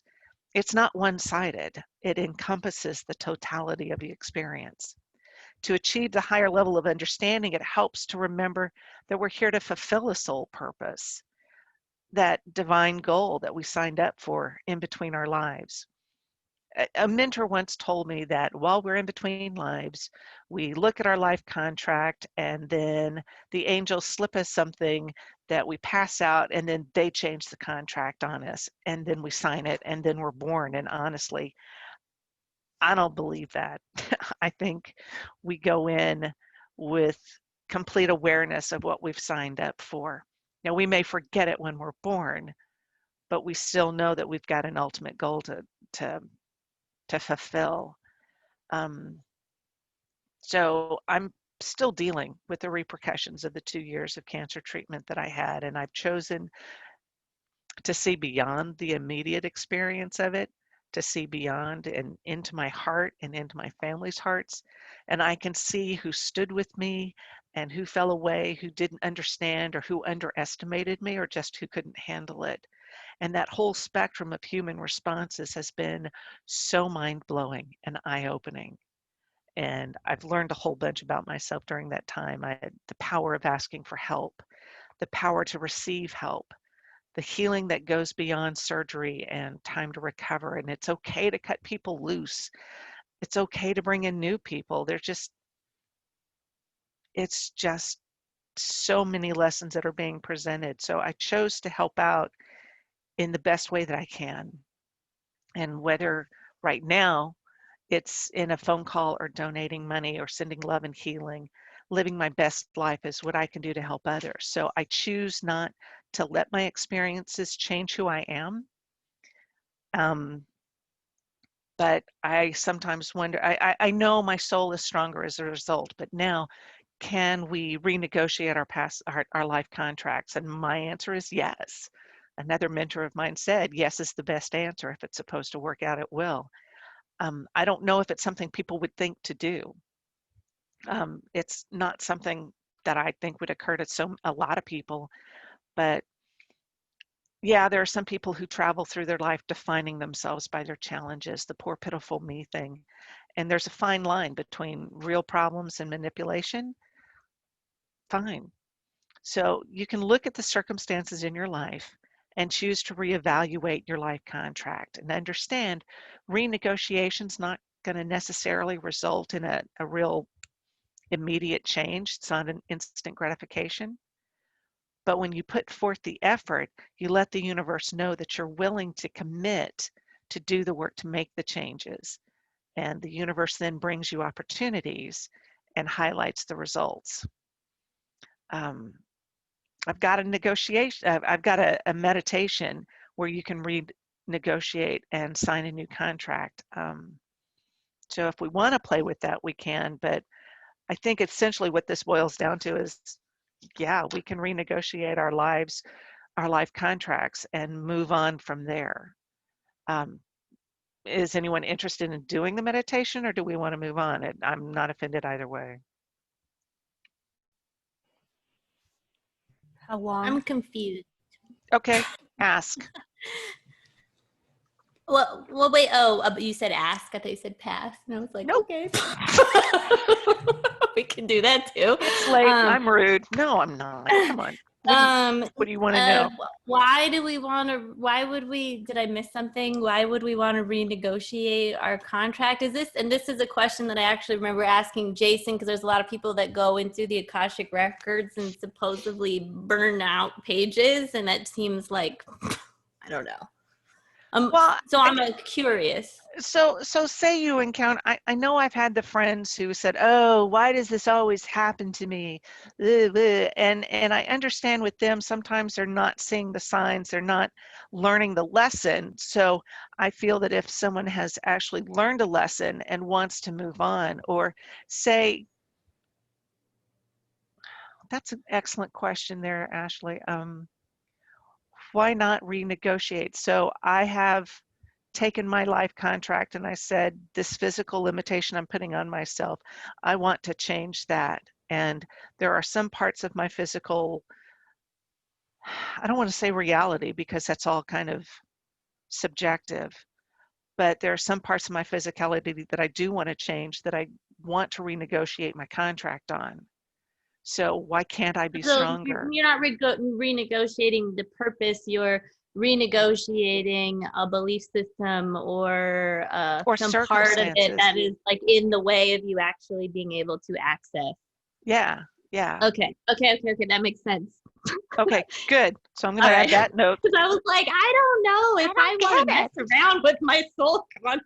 No, I don't think we're renegotiating our soul purpose, because Okay. the soul purpose I see as being a grander thing. I'm looking at a life purpose, like the life circumstances.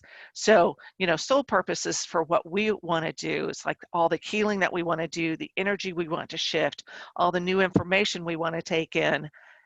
As the bigger thing, I don't think we should renegotiate that, because every soul's got that ultimate purpose of having the physical experiences, but it's more of the physical circumstances we may want to look at. Okay. Okay, That makes excellent. sense. Thank you. Sorry. No. I'm glad that maybe, I don't know about the guy who's getting knocked out by the angels and the lives in between lives, but maybe you moved past that mentor or whatever. You got what you learned from that person. I was Exactly. like, That mentor's definitely, I'm done with her. That's okay. We're good. I'm done with them. So yeah. Anybody else have questions, or I don't know. Sky, did any of this make sense to you? Because Yes. okay. Yeah. Okay. But I just think of, like sometimes you say you want to show the commitment to the universe, and you want, at some point you say you want to change the contract. So how can we do that? Like, because, like the contract we signed before we actually come here it's existing somewhere in the universe, so we cannot really know what it was in there. So yeah, how can, like just let everyone knows, or let, like talk to someone, like, okay, we change the contract, we change the deals.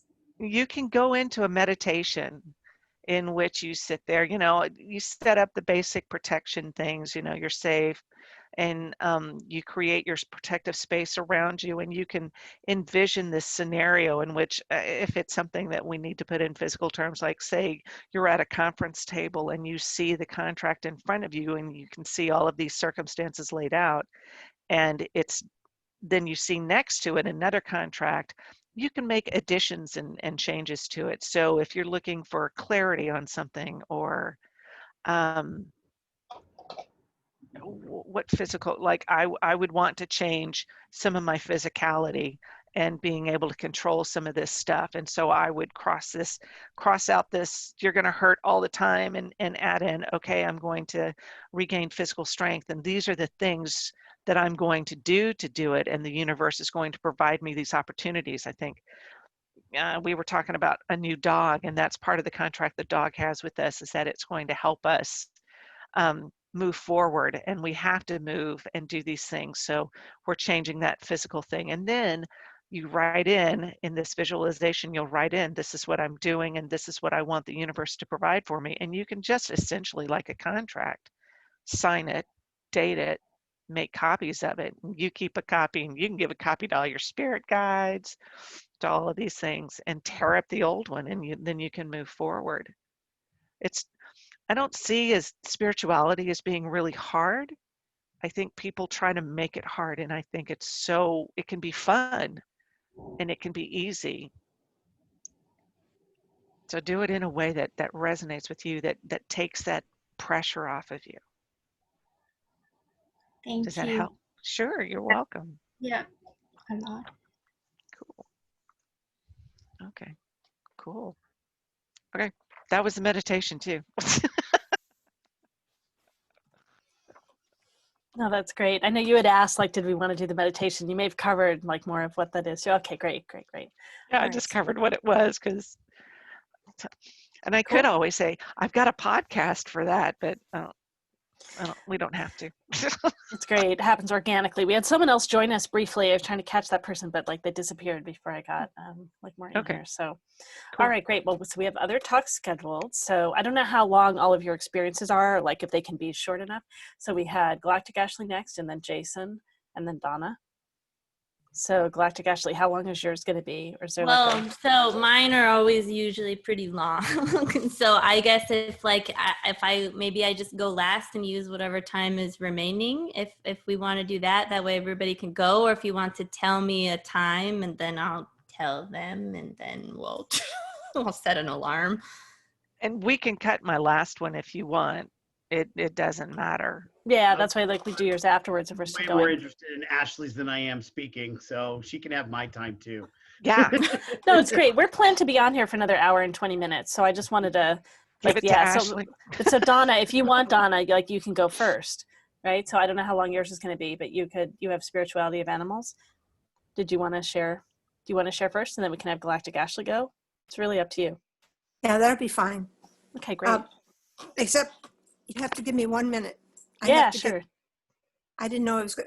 That's cool. I know you didn't know. No notice. So take a break and get whatever you need. And so then I got a question for Susie while she's doing that. Have you ever worked with, I found all of my cancer page notes about, have you ever worked with like your crystalline DNA or activating it? Because I'm just wondering, because I literally wrote DNA activations, like activating your crystalline DNA. Well, one, it's natural when our consciousness expands, but that when it starts integrating, it's an opportunity for us to basically, we overcome inherited diseases that are 3D constructs. And they were specifically talking about cancer because it's a diagnosis that carries a collective energy that basically comes from, it's a disease that's rooted in a consciousness field of energy. So it's not truly a physical disease in its original manifestation.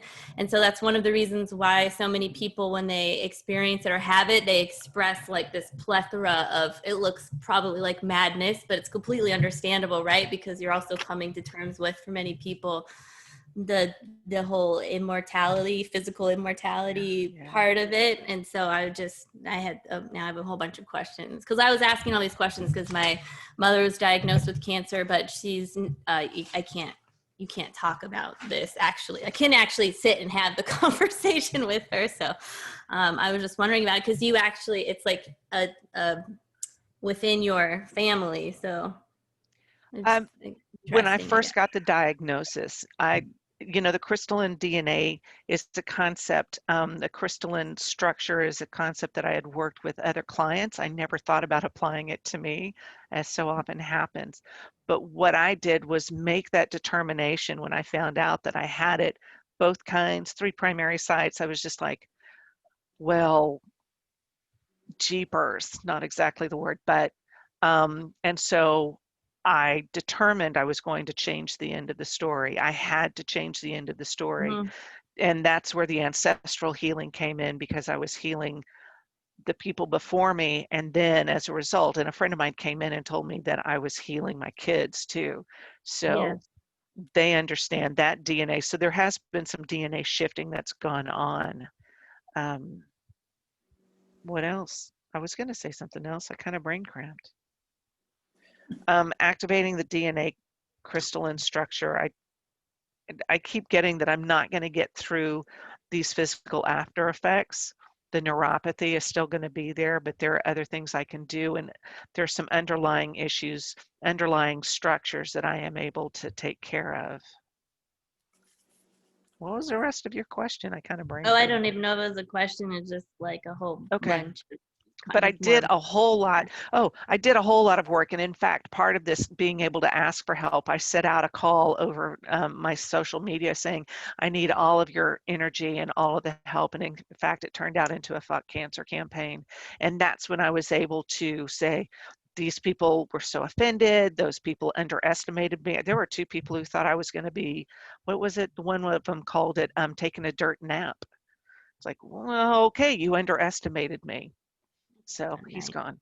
But it was an ability to get energy literally from across the world. I had people in Africa putting out stuff for me, sending me out energy. So I believe the energetic aspect is important, that it is there, because it can manifest, it's anger or, self-care or whatever, but I had to transmute it and change that up. Yeah. God, it was hard.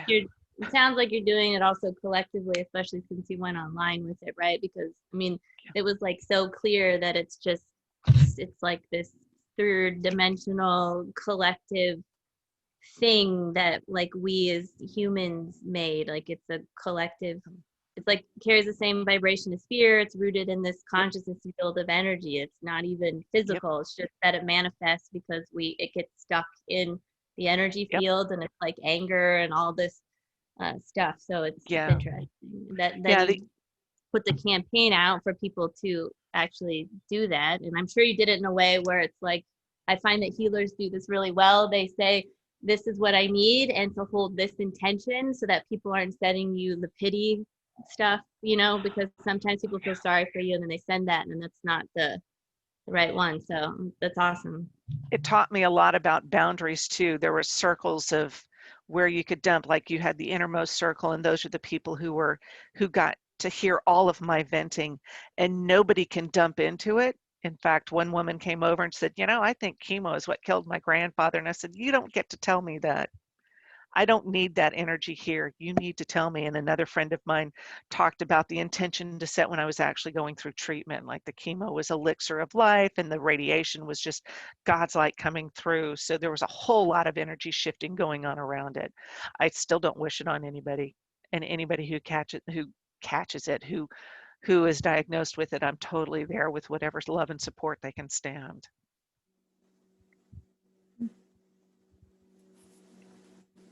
Okay, thanks. All right, Donna, are you all set? I'm situated now. All right, great. All right. What I wanted to talk about this morning, was whatever it is. I wanted to talk about spirituality of animals. So in my work, generally when I have a client get in contact with me and they want me to do a reading with their animal. And so I always I don't want to know too much, but I do want to know what the intention of the guardian is, because I come at it always for the highest purpose or the highest well-being of the animal. And so I begin always by asking permission to do the reading with the animal, because I honor their being. They have their own vibrational energy like each of us do. They're unique, they're special, they're themselves. And so I do kind of two things. One is I do energy healing, grounding and crystals and whatever comes up. But then the second part is I do a conversation with them.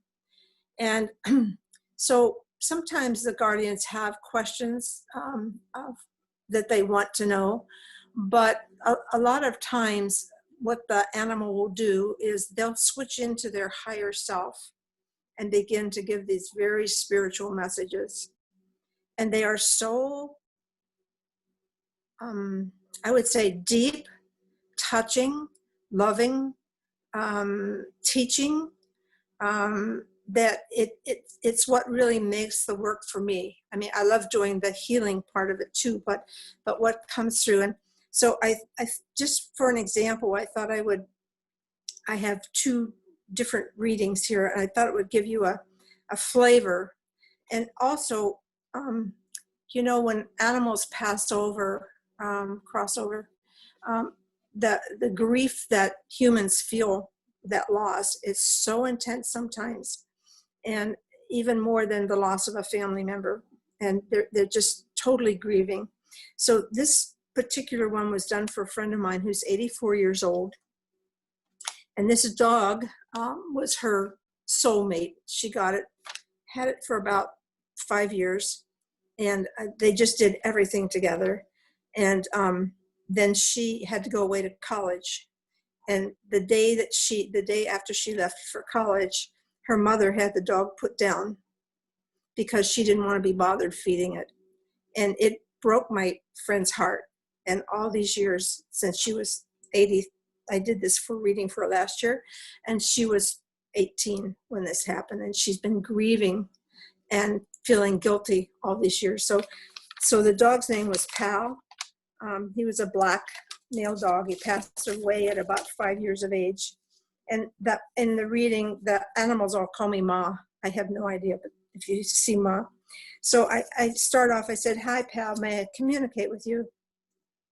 Pal says, "Yes, Ma." I said, "How are you doing?" He says, "Just great, love it here, peaceful and serene." He's and full of love.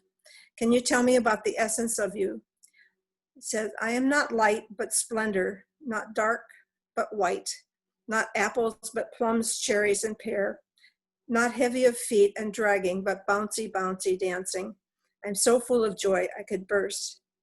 And "Can you tell me about your life on this plane with Ruth?" "Oh yes, we were close pals, simpatico. She knew my thoughts and I knew hers." And then he goes on to talk about some things like his yellow ball, and she communed and she talked to me a lot. And so I saw him howling, and he said, "I howled when she left, so alone, so alone. Where was she?" And I said, "Do you understand now where she was?" "Yes, of course. Her divine pathway was set and she had to leave. All happened as planned." "What was your divine message when you were living with Ruth?" "My main task was to lighten her life, bring her joy when she badly needed it, to lift her spirit to the highest level of love so she would know what was possible. She needed me in her life, a stability, a knowing of solidness, an easement of growing into adulthood. I watch over her, you know, always have, always will. Tell her I'm there. If she sees a black shadow flitting across, that is me. I bring her quietness and acceptance now and always." So that gives you an idea of the kind of wording and the beautifulness that they have.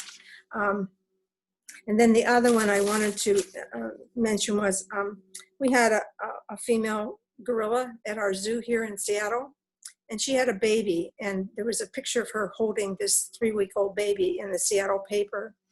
And it touched me for some reason, so I wanted to get into contact with her. And I asked her, I said, "You look so pensive in your photo in the newspaper holding your 3-week baby. Can you tell me what made me connect with you?" And she goes on and she says, "I see the world around me swirling in chaos. I know we are safe in this environment, but I grieve for my group in Africa. So many will succumb to this virus. Some will survive and we will carry on, but I grieve for those who have chosen to sacrifice for the many of our group." And then she went on and she said, "It is as it should be." She's talking about what's going on in the world. "An awakening of the spirits arising out of the mud and the muck and the black air and the dead trees." And this is before the fires, "and the smoke and the rotting carcasses. It is the time of rebirth, and I consider my baby to be part of this beautiful rebirth." So she was already seeing the fires and the effect of that. This was done on March the 3rd. So, so I just, wanted to bring that up, that they have this higher self, this spirituality of self. And so when they come, and they may, let me give you an example. I had a friend who rescued a cat, and the cat had lived with a man for 12 years, and there was a fire, and it was an old man, and he died. So the cat ended up at a place to be adopted. They adopted him, but he was so skittish, and I worked with him over 6 months, but it took him that long to get, cats are very strange, and it just took them that long to trust them. But what she wanted to do was she wanted to know if he would like to have a companion. So I saw this kitten, and I described the color. It was like a chocolatey color. And I said, "It's not born yet. It won't be coming to you. You wait about 4 months, and the kitten will find you." And they did. And the two of them worked together. They grew up very well. So that kitten was already contracting spiritually to come into that family long before it actually was in the physical. And so a lot of times people will ask me if they reincarnate, and sometimes they do, but not always in the same animal. Sometimes a dog will want to become a cat will want to become a dog, or a horse, or whatever. And so And sometimes they'll come back to the same owner because they have some more things that they want to share with them or help. But they do a lot of teaching. And they also, one of the things that I find so fascinating is that they will take on the disease of the owner. Very, very commonly, they will take on the owner's diseases to try to help the owner heal. And it's really important sometimes to tell them, it's okay, you can let go of that now. You know, they're healed and you can go back to being healthy yourself. So there's all kinds of levels of it, but I get my most joy in hearing from their higher spiritual self. And the owners are so grateful and so relieved, and their grief and their, from one that's passed over is relieved. So anyway, that's what I wanted to talk about.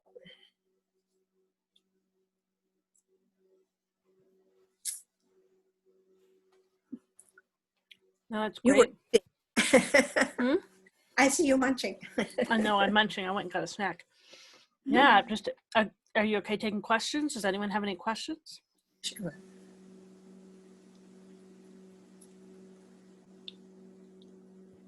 I went and asked mine about our dog.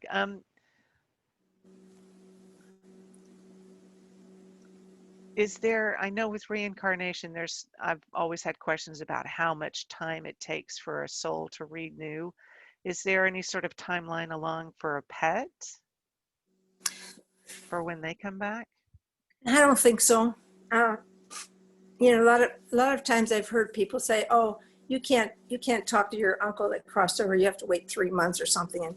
And my experience with animals is that the instant that you can talk to them as they're crossing and the instant that they're over there, because, you know, they don't really cross alone. I mean, I saw one, what was that, a pug that I did last fall.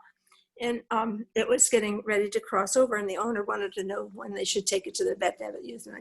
And I saw a whole semicircle of little pugs sitting there waiting with their paws out, waiting to greet it when it came, you know. And around and outside of that was a whole semicircle of angels with. So they don't really cross alone, and they're instant. Now, whether they would want to reincarnate, you know, that within a few minutes after arriving, I don't know. You know, but so I guess it would depend if somebody's waiting for them to be here. So.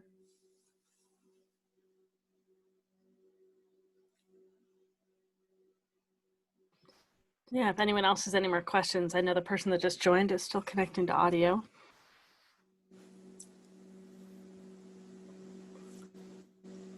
I like the message from the gorilla. I actually really appreciated it a lot, because a lot of times people are asking me questions about the animals and the fires, and so I'd let the animal collective come in, and it's always really hard, like, I mean, not hard to accept, but it just always makes me emotional, because it's like they know they're coming in to die, basically, like literally to burn, like in a fire, and it's always like, wow.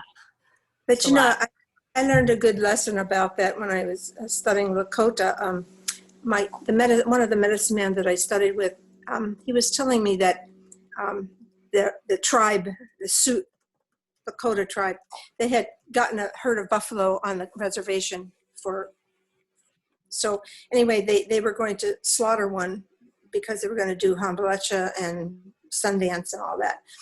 And he walked out with the elder to the pasture. He says, "How do you know which buffalo you're going to kill for their ceremony?" And he said, "Just watch." So they just walked out into the field, and there was about 70, 80 buffalo. And one of them just turned around and walked right to them. And he came up, and the buffalo actually put his head on the chest of the elder. So it's choosing, you know. I mean, that's really spiritual to me.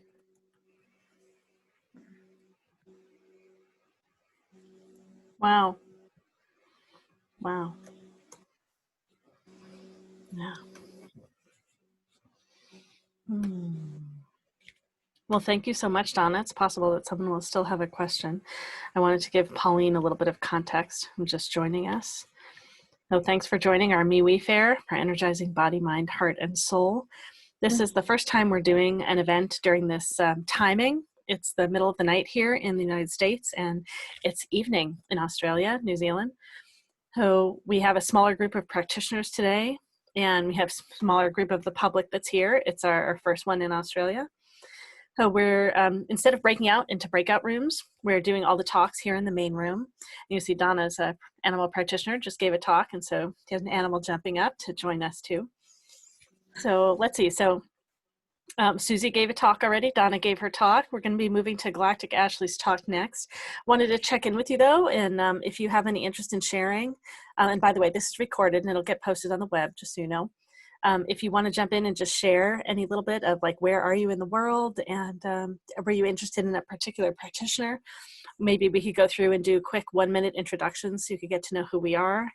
Just love to hear from you and see what would be of service to you today.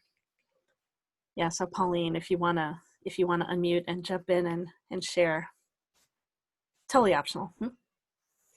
From New York. I actually got your info through a friend, and I'd like to be one. You know, I'm recommending you guys to a few people, but I want to check you out before I keep recommending.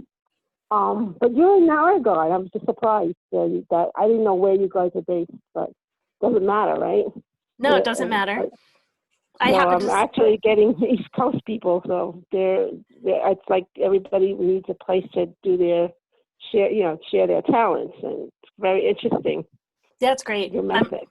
I'm originally from New York, and the last 6 years I've been out here in the Northwest United States. These fairs started in Portland. I'm now in the Seattle area, and we have in-person fairs in Oregon and Washington when we do that. Everything's been online here the last number of months. We've been doing online fairs for almost 2 years. So yeah, practitioners, how about let's go around and just do quick 1-minute intros again, and then we'll go on to Galactic Ashley's talk probably. All right. So who wants to jump in and share first? I'll go. Great. Hi, Polly. My name's Donna Sauer. I live out here in Washington State. I do animal energy healing, and I'm also an animal communicator. So glad you're here this evening. And by the way, practitioners, feel free to say where people can connect with you online if you want. So go ahead, Donna, if you want to say too. Oh, no, that was all. She would like to talk or ask any questions, please. Okay, great. Yeah, go ahead, Galactic Ashley. Hi, or good morning. I guess it's morning. So I am Galactic Ashley, and I channel divine guidance for star seeds, connecting them to their star families and galactic lineages. And I use light language frequencies to work with your cosmic connections to facilitate high frequency healing transmissions and encoded activations. You can find me on galacticashley.com, and I have some events coming up. There's one on Sunday, which I think will be really fun. And it would be from 8 to 10 on the East Coast time. So yeah, thank you. And sorry, that was 8 to 10, which oh yeah, and East Coast. So it would start, I don't know why I just try to make things complicated. I'm sorry. It's 5 to 7 in Pacific time. Sorry, and it's just it's a Stargate equinox sort of activation session for 2 hours. Okay, in the evening. Okay, great. Yeah, thank you. Great, and if you want to translate that into Australia time, you said it's 5 to 7, so that would be 10 a.m. to noon the next day in Australia. Great. Galactic Ashley, where are you based? Are you also on the West Coast? Oh yes, I am about an hour outside of Portland, Oregon. Okay, curious about that. Oh, you're only an hour outside of Portland. I had you more south. Okay, cool. Great. All right, who else wants to jump in? I'll go. I'm Susy Parker Goins of Blue Lightning Healing. I am a channel, so divine comes through me to talk to you so you can start working with your guides, or learning the things you can carry on outside of sessions. I'm also an energy healer, so I can scan the body, find blockages, teach you the tools for clearing these blockages. I am a past life explorer and healer, and I've got a website at bluelightninghealing.com. I have podcasts, which are weekly talks and then a meditation attached to it at Blue Lightning Healing Meditations. And you can find those on Spotify and Google and Apple and a few other places. Anchor.fm is a great place, a central location for it. And the best way to get a hold of me is at my email at susypgoins@gmail.com. Thanks. Great, thanks, Susie. And then Jason, do you want to share? Hello, my name is Jason Antelek, also known as Akashaman, and I specialize in the Akashic Records, the journey of your soul from the very beginning, and focus on helping you learn more about you from the travels that your soul has experienced. And I also work with shamanic practices and combine the two, taking the galactic wisdom and grounding it in shamanic practices for everyday use. Great, thanks, Jason. All right, and I'm Lorelei Shamayo. I'm an intuitive eye reader and a body psychology coach. I believe that everyone reads eyes all the time, as an eyes are a window to the soul. I use a set of archetypes called Thrive Types, archetypes for thriving, to read your soul and to answer questions. I'm able to speak to your soul purpose, not only what you love, but how you can best do everything that you do, answer questions about career path, what direction would be in line with your purpose, what particular employers are a good fit, etc. I also use this work for relationships and matchmaking. I can look at photos of people you're in relationship now, talk about you and them, and strengths and challenges and options, what to do. I also use it for matchmaking, particularly conscious online dating, to write about who you really are, and then we screen eyes to find a soulmate, someone that's a great partner for you. Just some of the applications. And I've been running the fairs now for over 6 years. All right, great. Well, you get a sense of who we all are. Just Pauline, anything, what type of practitioner are you? I think you were saying you are a practitioner yourself, or? Well, I actually retired from, I used to do energy healing. I just was too empathic, that I picked up too much, and I've been working on me lately. So, and actually, I'm not trying to be a competition, but I actually was told that I should be doing something what you're doing. After, that's what I was like curious about you. Not because I'm trying to compete against you, it's just because I don't know anything computer-wise. So you have no competition. You've been doing this a while, and I've always wanted to do fairs and stuff like that. And in the physical, never thought of ever doing anything like this. No, and it's great. Checking this out, and actually, I'd like to get a reading with a few of the people, like a mini one for a little bit of each of you, if I could afford it. At this moment, I have to go check to see what's in my account, so I could do a little bit of each. And can I quickly ask the channel, Susie, are you, when you do the past life, are you tapping into the Akashic Records, maybe not knowing you're doing that? Yeah, I'm on. Yeah, see, when it happens with me, I've heard different ways that the Akashic Records show up, like it's a big library, or people, I don't know how Jason does it. I really now want to know how it manifests for him. But when I see past lives, I see this great big map, and I get different blips, and then I tune into the blips and say, oh, okay, so you had one here and you had one there, and I can tune into what the timeline was. So if the Akasha is where all the information, all soul information is stored, then yeah, I guess I do. It just shows up that way to me. That's what I thought. And I really think, I just heard what Jason said, and it's very fascinating. He said something about connecting the galactic to the shaman portion of, I really didn't quite get it, but I've never heard it explained the way he's actually going to do. Is it like a healing thing? Are you doing a healing when you do that, connecting the galactic to the shaman on, ground, whatever it is? That's what it sounded like I heard you say. In a lot of cases, yeah, Pauline, it's that really is about healing. The first stage is always grounding. It's about taking that spiritual energy and grounding in our physical experience, because if we're just floating away and having this experience over here, if we can't bring the knowledge and the wisdom back and use it in our daily life, what good is it? So I focus on the very practical sense of how do we take that information that we have access to and apply it in our day-to-day life so that you can benefit from it now, because that's kind of the point of doing it, right? You all are fabulous because you're all helping everybody connect to their true souls and spirit. And so that's what I like. And you're not, I know all about all these even the animal healer. I have a feeling she's special as well because you guys are coming together. And it seems like, I was just going to ask, I've never had animals around me, but I feel I'm being drawn to animals. My twin flame is supposedly a lover of animals. He likes to heal them and have a sanctuary for them. I don't know, I don't know if that, because I have no animal for her to help me with. I'm just curious if there's any way, if I connect with you, is there anything you can maybe eventually tell me of what, that maybe there's like in your reading that you can explain to me why, I have no animals in this lifetime, but I feel that I'm heading that way eventually to be, not that I'm going to be an animal healer, but just being able to talk to animals and all that. I mean, I'd like to do that. I mean, just for my own sake, not as a career. So, I'm just seeing how it all fits together, possibly. That's great. But I'm gathering that's not what you're going to be doing. Yeah, Donna, go ahead. A session with you.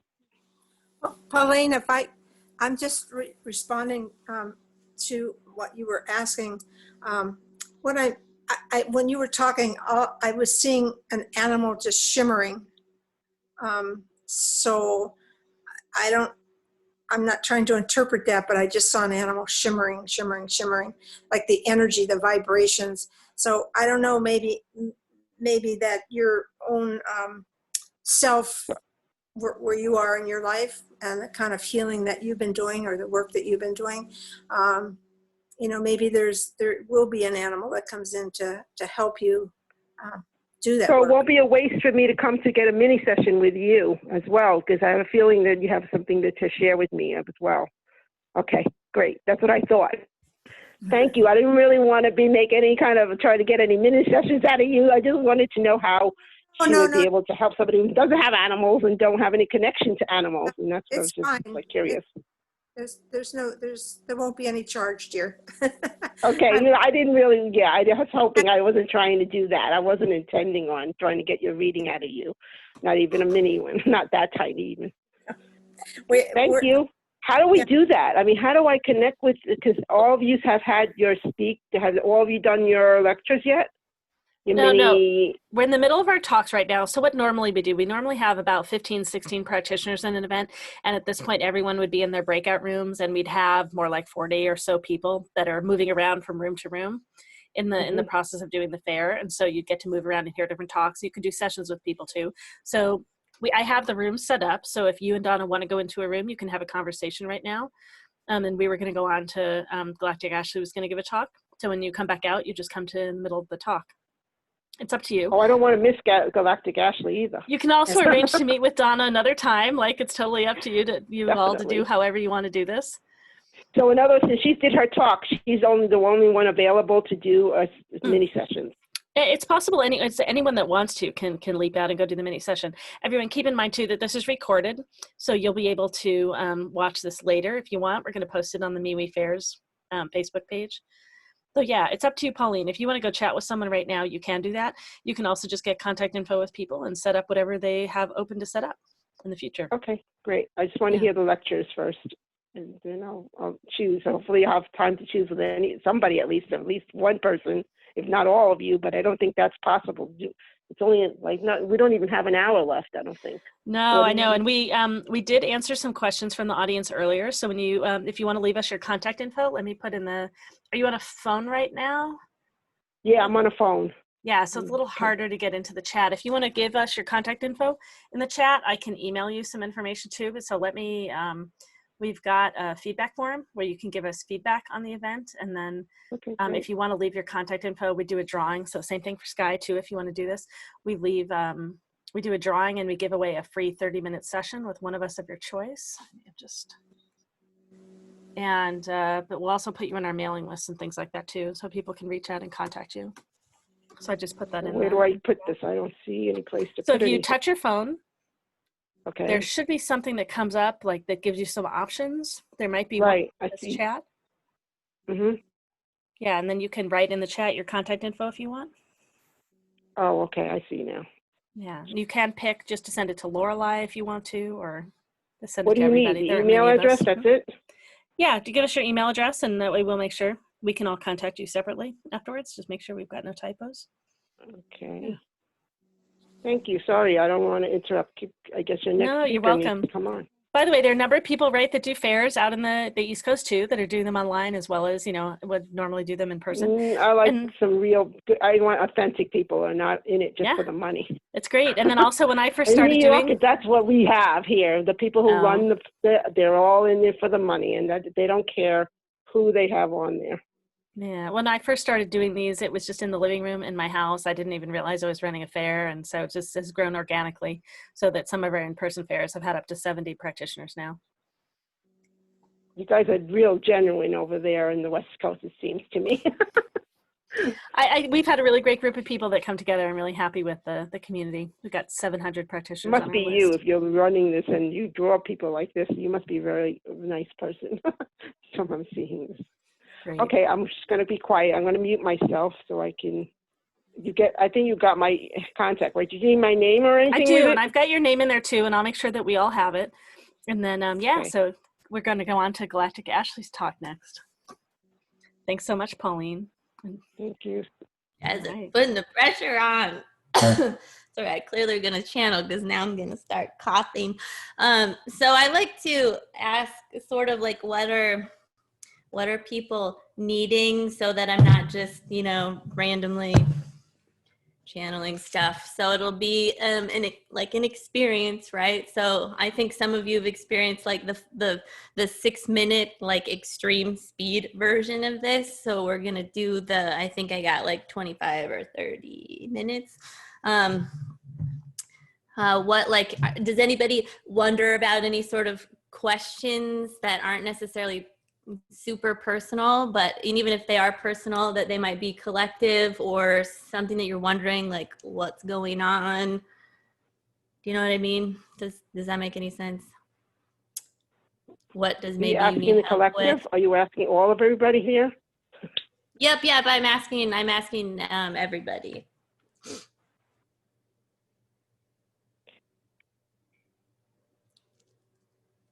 I'm just starting, since nobody's saying anything, I'm just starting to connect to my cosmic self. I've always been afraid of connecting to that because, like abductions and all that. And I know I've been impregnated and all kinds of stuff. So I'm actually starting to connect through a group already. And I'm just, I'm still tipping my toes in and then jumping back out because I'm a little afraid every time I hear certain things. And I've been warned by the healer that worked with me not to get involved with a lot of alien races are not all good. So it's still I'm still in fear. So I'm trusting that this group seems to be in their hearts that I don't have to worry. Mm-hmm. What's going to come through. Yeah, you mentioned the collective, so I'm curious to know what I think in there, like the greater council of collective consciousness and where it's going and how we fit in and what we're being called on to do outside of just trying to get through every day. Kind of like that greater purpose. So as a human collective, what the greater purpose is? Yeah. Okay. And is there, okay, so here's me being very human saying, is there anything we can do to help speed this process along, or do we need to let it go the way yeah. Well, no, that's funny because most people are experiencing everything is like happening so fast that it's funny to like make it go faster. And I'm like, okay. No, that's fine. Oh, like the whole process seems slow, but I think on an individual way, many people have been experiencing time specifically differently, and then that is like going so fast. Okay. Greater collective. What can you do to make basically the Earth's ascension go faster? How about more smoothly? Okay. Yeah. I like that better. We don't have to do it fast, but let's. Smoother ascension. Okay. Anybody else? And if something is going on personally, that's fine. If you want to say it, they'll usually answer it in a collective thing, or they'll try. There's a response, right? Anybody else? Okay. I'm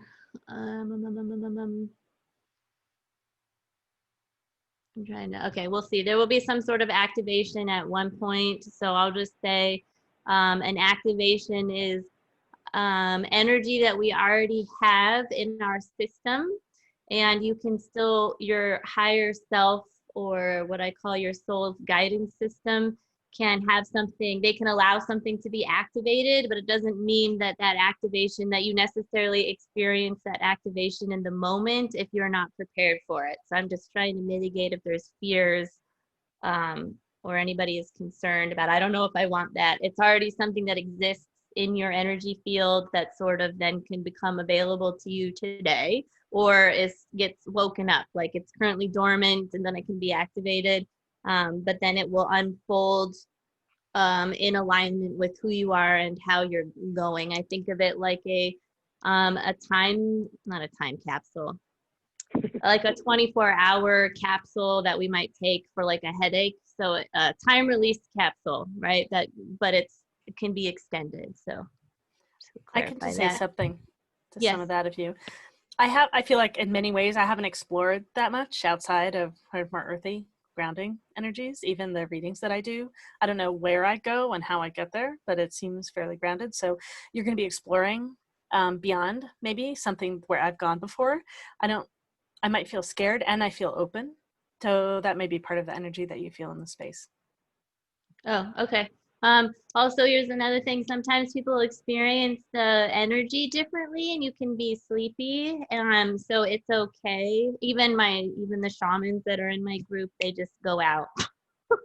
They fall asleep, right? And then a lot of times people wake up and they feel amazing. And also I have a feeling, because I feel like the dragons are going to be, so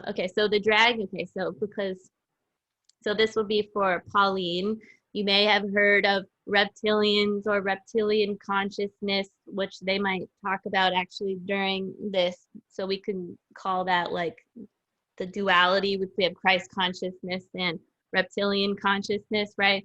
But a lot of times dragons are associated with reptilians, and I'm just mentioning that there is a reason for that, right? So if something that we are perceiving as not positive or non-beneficial, the best thing to do is to make it look like something that's beneficial, so that then we as humans become confused about, they look the same, maybe we'll just be afraid of all of it and both of them.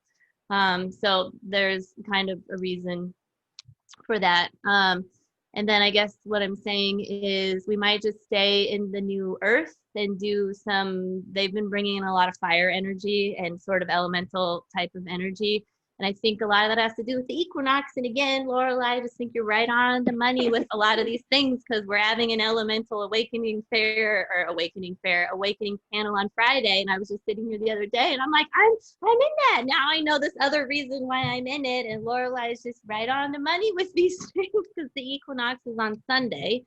So the beauty of the equinox is in a lot of ways we're being asked to go through a kind of a unification process, right? So when the equinox comes, there's a stargate that opens and everything is in this sort of equilibrium, equal space. So we can take advantage of that energy and sort of look at where within ourselves we are trying to come to terms with duality within our lives, because we live in a very polarizing physical construct, right? And so we tend to describe things in black or white or good or bad. And so some of the advice that's been coming in, or guidance, is to actually try and stop describing things in polarizing terms and see if you can just practice using different terminology to describe these things that we commonly think of as black or white.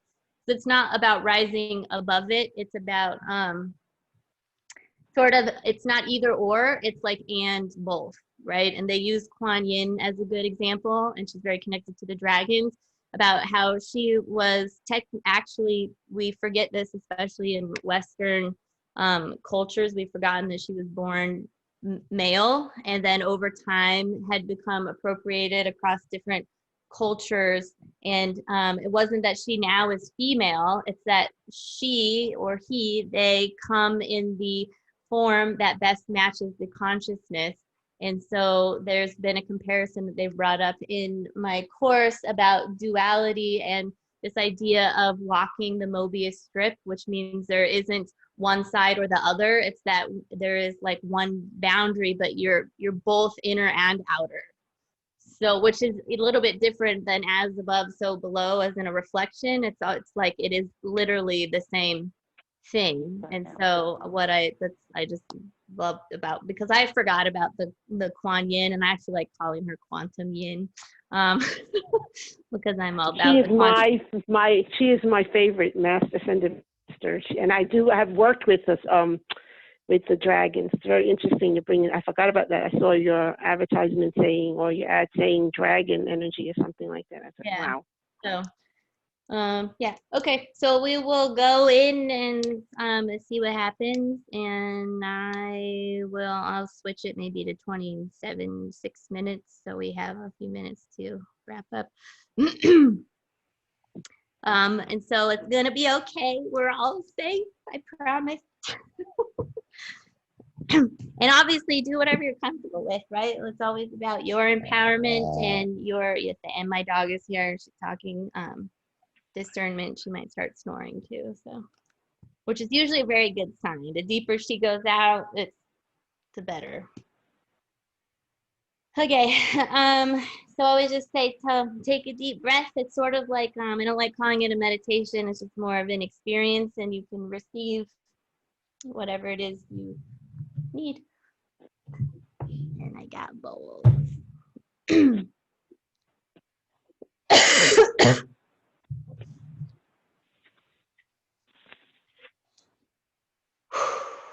Okay, so we can take a deep breath in.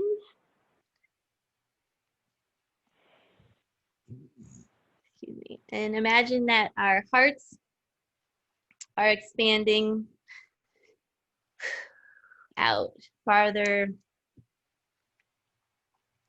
in space and time.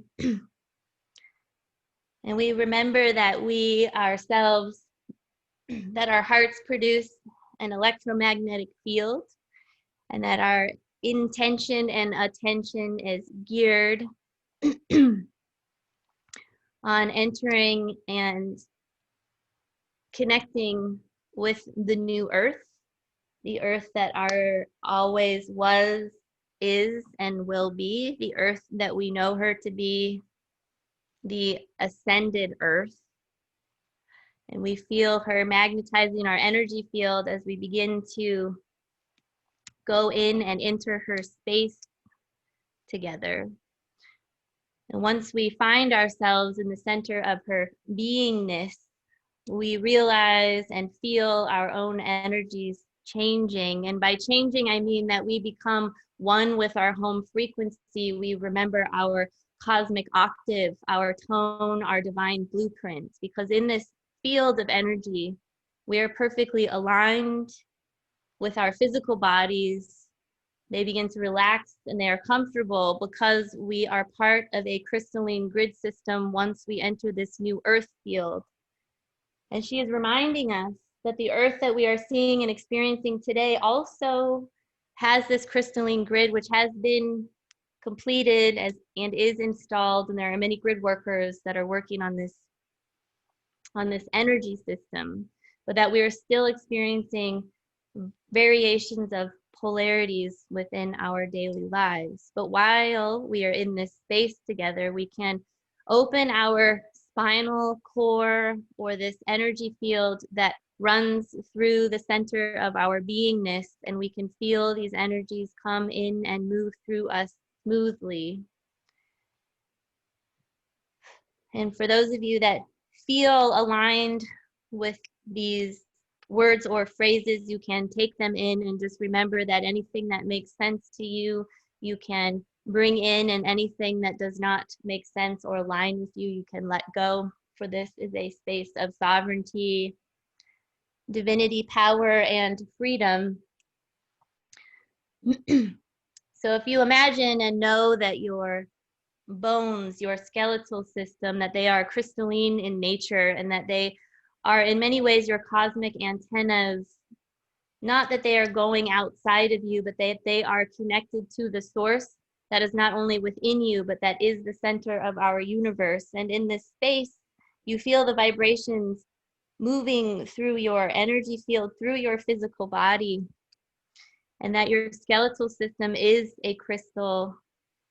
It is emanating these beautiful sources of light and energy, and that your cellular structure is activating, and that your cells are experiencing and remembering and activating, vibrating, and becoming the natural light cellular matrix that they are. And that your heartbeat, as it begins to match and continue to match the heartbeat of the new earth, is also pumping rivers of crystalline energy that move through your physical body. And in this moment, wherever you are experiencing any physical discomfort, you can send these fields of crystalline healing energy that are a part of you, that are from you. And you can remember that you are an empowered being in this moment, that you are able to self-heal, and that you can ask that these energies move through you, and that if you have something that you are specifically working on, you can send the vibrations, the healing, the energy to various places in your physical body. And if there are areas of your mind, you can also send energies into your mental structure. And trust that this is happening. For those of you that practice or know or work with your soul's guidance system directly or indirectly, you may call on your own healing team, knowing that in this moment, not only are we safe and secure and honored by the new earth, but that also we have the Hathor collective here, which is a very heart-centered source of energy, as well as the Andromedan energies and the Arcturians that are creating this perfectly balanced space, as they each in their own collective provide a balancing environment that is able to work with the energy fields, the heart center, and also the mind.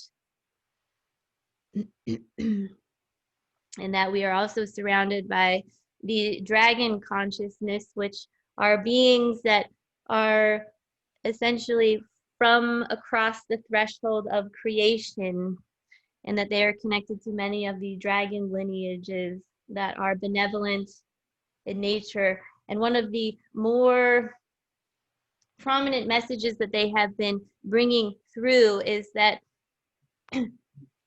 we each have abilities within ourselves to connect and to activate energies within us. And oftentimes we feel that we are not worthy enough to heal. So while we are walking our healing journey, we have thoughts and messages that come to us where we doubt our abilities, we lack self-faith because we do not feel that we deserve to be whole or divine.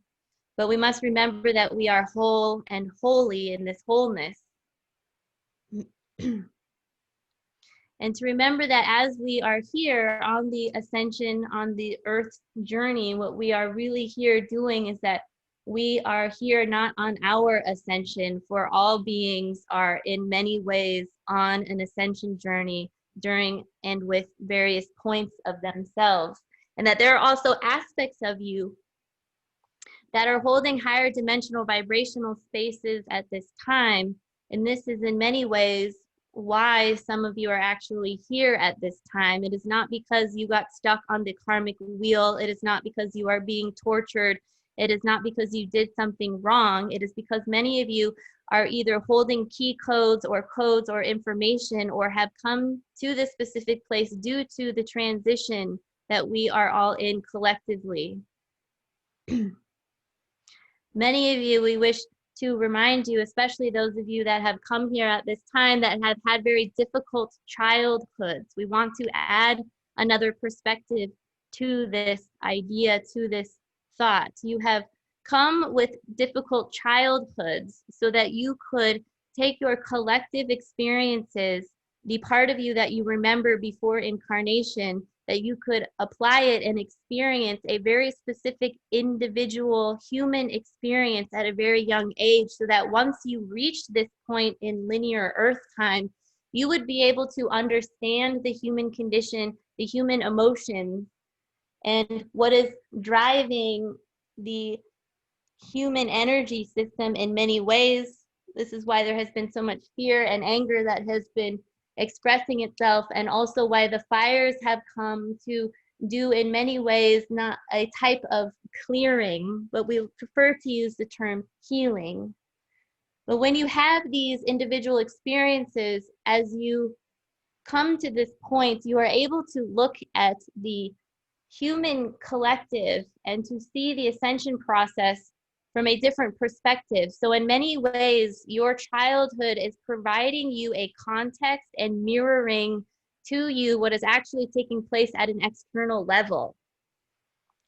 And this is quite fascinating and an incredible opportunity. And all of the healing that you have done to work through childhood traumas and pain, and for those of you that choose to and enjoy working with shadow aspects or working with the subconscious, you have such great gifts that are meant to be offered during these transitional times, because not only did you decide to have a very specific, difficult and challenging experience, but you walked through those doorways or those portals of fear, and you did it in a way that had a collective shift in the human field, even though it is very difficult to see that. But most importantly, we want you to understand that you are prepared for these times. And we cannot say that these times will become easier, but as you practice spiritual devotion, and as you begin to trust yourself, and as you begin to continue claiming your sovereignty and choosing to make choices, no matter what the choice is, no matter the size of the choice, you are setting yourself up on the ascension timeline. And while things may not be perceived differently, or that the challenges may not cease, the flow at which you are able to move through these challenges becomes easier, because you are able to adapt and bring in a variety of different perceptions and viewpoints of what is happening on your planet at this time. For those of you who wish to have specific guidance on what you can do at this time, is one of the most important things that you can choose to do is to be aware of your thoughts. And we know that this is often guidance that is delivered, but we would like to clarify the why behind this, and why this is important. And also we are also not trying to create more fear coming up in your society, but let us just say that during these points of transition, when people are letting go of the old and hopefully embracing the new, some people are not actually doing that. And depending on your perception of what is going on, while there is an old paradigm, I think that we can all agree that is existing at this time. Some may call this the false matrix system. Some call this the old paradigm. You can call it the new grid or the new paradigm. But from whatever point of view that you have, what is happening is that there are energies, and some of these can actually be parts of you. So when we don't want to say dark forces and then you think that there is some evil force that is coming out to get you, but there are thought forms and there are energies that can be sticky to thoughts. And these are very hard to decipher or to see, because the way that these types of energies function is that they can become attached. We will loosely use that word attached, but what they will do is they will bring up thoughts that are within you. So to you, you may see this as an exacerbated part of your own mind, or fears that are coming up and that are becoming more amplified. So rather than being afraid of this, what we wish for you or suggest that you may decide to do is to almost be grateful that these thoughts have been amplified because they are being attached to thoughts that are already yours. So once this is noticed, you can go in and heal and let go or remove, or whatever term you wish to use, to eradicate or to heal. And even better, we prefer to use the term whenever you are removing energy fields or forms from your energy system, is that you are sending these energies into the light with the option of rehabilitation. And we want to talk more about light and darkness, meaning that it is, again, it is not about being light or dark. It is about something being the undeveloped light or the developing light. So within darkness, there is always the potential for light to exist within darkness.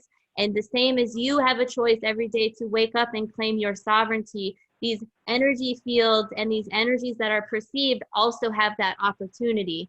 And so sometimes they may be attracted to you because within you there is some sort of subconscious magnetism or frequency that matches it in a that creates a kind of resonance with it, which can then amplify you, which in many ways is offering you this great opportunity to heal something that has sort of just been sitting there dormant within you.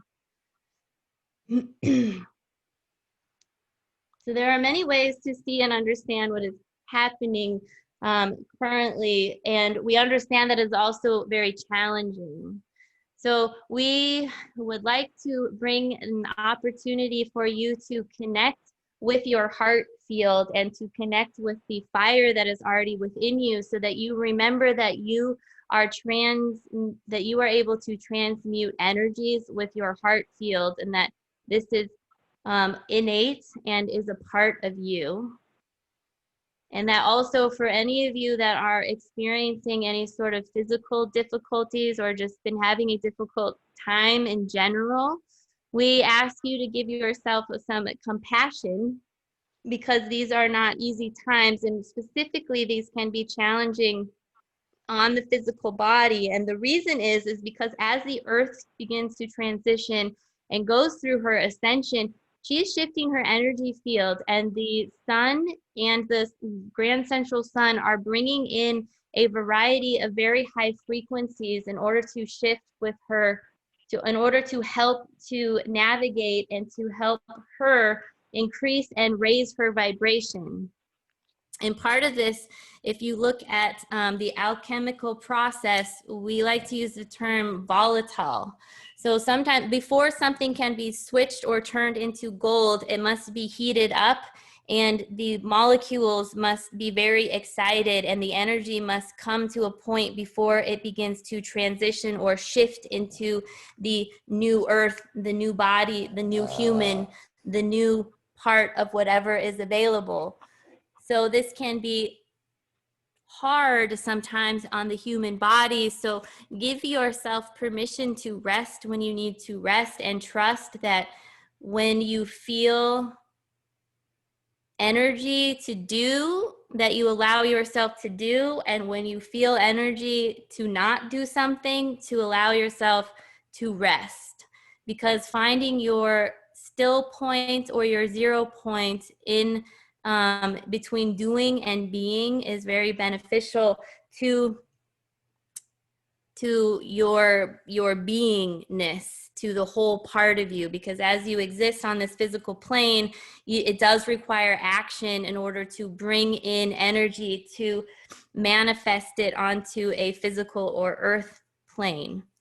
So if you take a moment to breathe and to feel your heart and to feel the heart fire that is within you, to know that this flame is not only one color, but is a multitude of colors, and that you can change and shift these energy fields within you to activate, to give you action when you need action, to speak to it, to expand your heart, to bring you into the 0 point, to provide healing, to help to quote unquote burn off frequencies that do not align with your home frequency. So this would be an example if you're if you were having a lot of thoughts or thought forms that felt very intense, you can activate your heart fire to help to burn these energies. And for those of you that have your light language activated, you can always use light language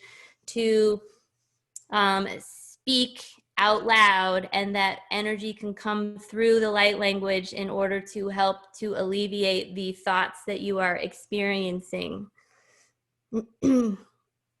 And oftentimes, for those of you who are sensitive, you can be absolutely tuned into the collective thoughts that are happening right now, because from a collective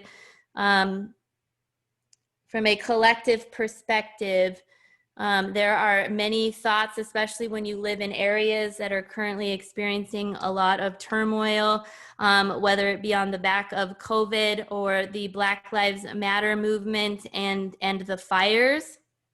There is a lot of, for lack of a better word, pollution in the human collective consciousness that is being magnetized in certain areas, geographically speaking. So as you breathe, go ahead and tune into your heart space, and you can see and notice that there are giant crystals inside the center of the new earth, and that these crystals are helping to stabilize your energy, and you can feel the internal fire within you. And allow yourself to just watch and feel and know your heart.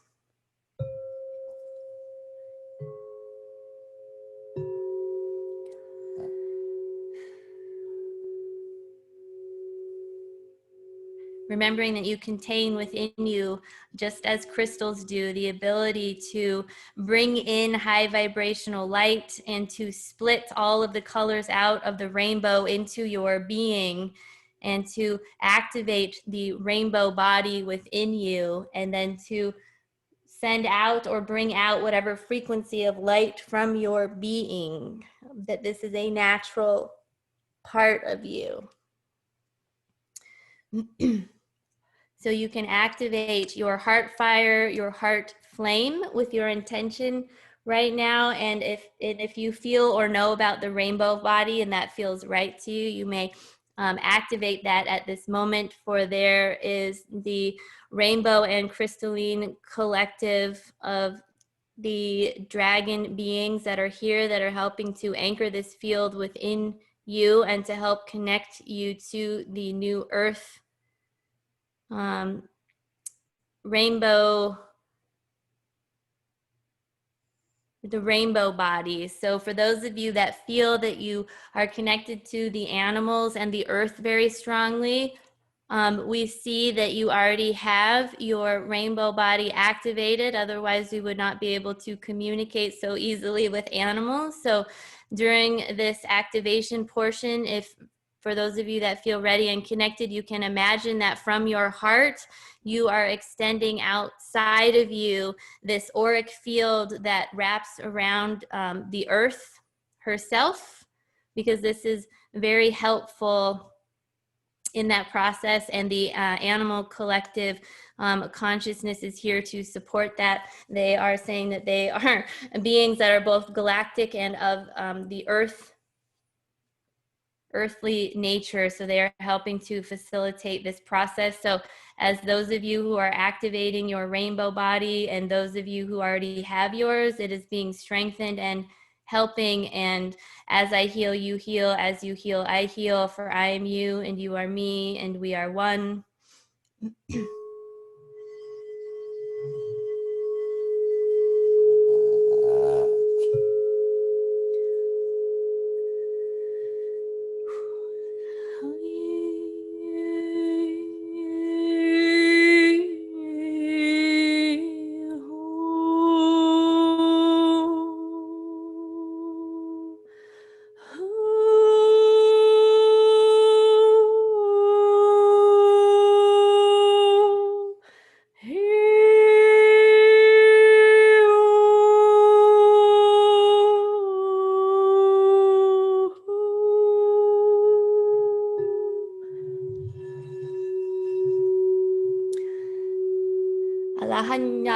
umanyala kunyala umanyaya umanyanaya umanyanana umanyaya umanyala waman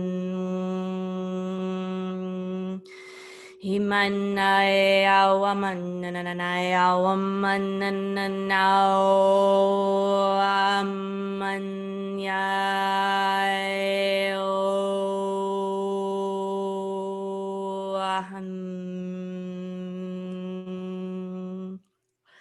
Ishala shamanyala kana atai ina shumanyala kana ina umanyala ina shumba ala uma shanyala hanai kunyala shamanyala tanna uma mamana shanyala uma shan Hau ala shachala kana ashum shachapuma shanyala shamama shanyala shanyala shunya shakanyala shanyala shamamanyata shumanya shuman ashumana shanyala katanta uma shinikana halanyala hakana shuta ilahana haknita shumanyalana umanyala na shum Ina shakatyala na hana nyala umana na nyala tata uman nyala hakana.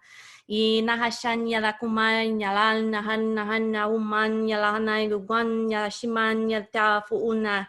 Ina shumana human nyala na uman nyala na mama nyala na hanga shuman nyala na Ishaman nyala umam shan nyala ta shuman nyala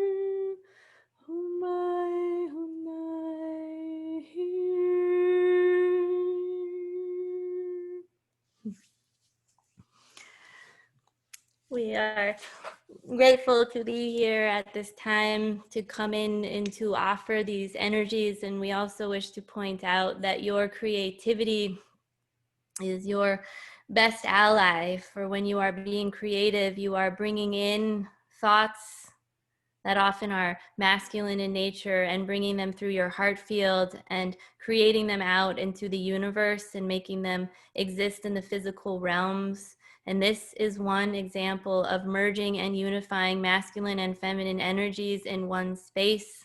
And we see and felt that many of you have these deep magical cauldrons within you of creative energies, and we just ask you to honor that and to keep creating. For those of you that are working with the animals, we are so grateful for your heart-centeredness, and for those of you who are bringing all of these healers together, we honor you for being a magnetic heart field that is bringing all of these energies together. And we are grateful for those of you who have been working through your healing, and just remembering that anytime we transmute something within the physical body, you are absolutely 100,000% making a difference in the collective energy field and supporting the earth. And so every time you come and connect to the new earth in similarities or similar ways as this, you are connecting to that consciousness field, understanding that you understand that the earth has ascended already.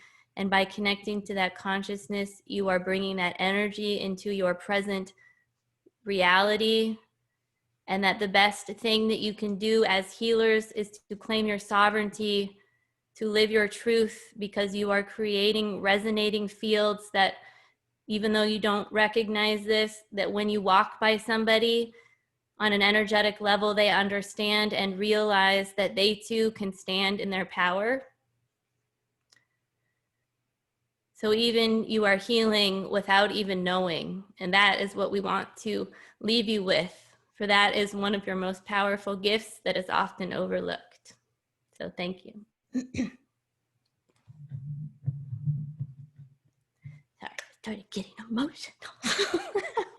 I was like, that one's for Lorelei. Like, that one's for Donna. Like, oh. And Susy. Okay.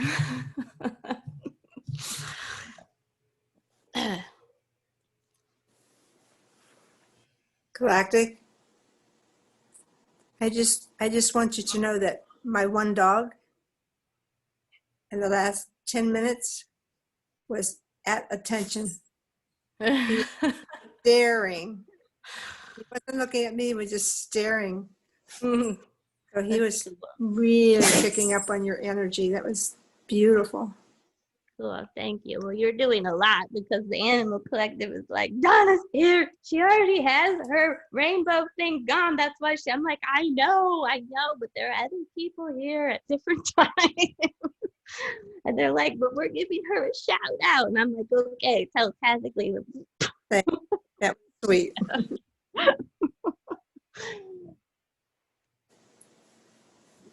Because they really did get that you were getting that, like, and I think it really came through to me. It's making me emotional when you were talking about the gorilla, that you're doing way more than, not that regular animal healers aren't doing enough. Everybody's doing exactly what they're supposed to be doing, but that they just reminded me of like this collective healing, and they just showed like that we were basically bringing this rainbow body like out, and if you've seen those old images of energy systems, like how we're this torus field, right? But the older drawings, it's like you see this charge of energy, but they were showing me the earth, but we were sending these rainbow lights out and around it. And I was like, that's cool.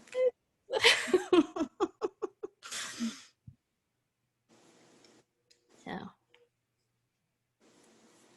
Lorelei's the magnetic heart that's attracting all of us. I was like, okay, we have to stop. I'm gonna start crying.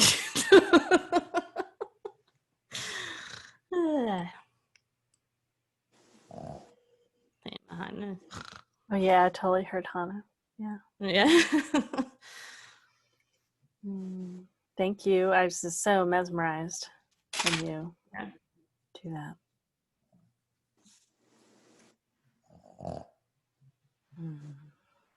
All right, and we had Jeannie join us to listen to a bit. She's in her morning. And, so we're going to be finishing up here. Thank you, Sky and Pauline and Jeannie, for joining us. We had a number of other people here with us during the event. Let's see, I know Jason had to take off. Just say a little bit. So Jason Antelek was here. He does Akashic Records readings, and he's available at IAM, akashaman.com.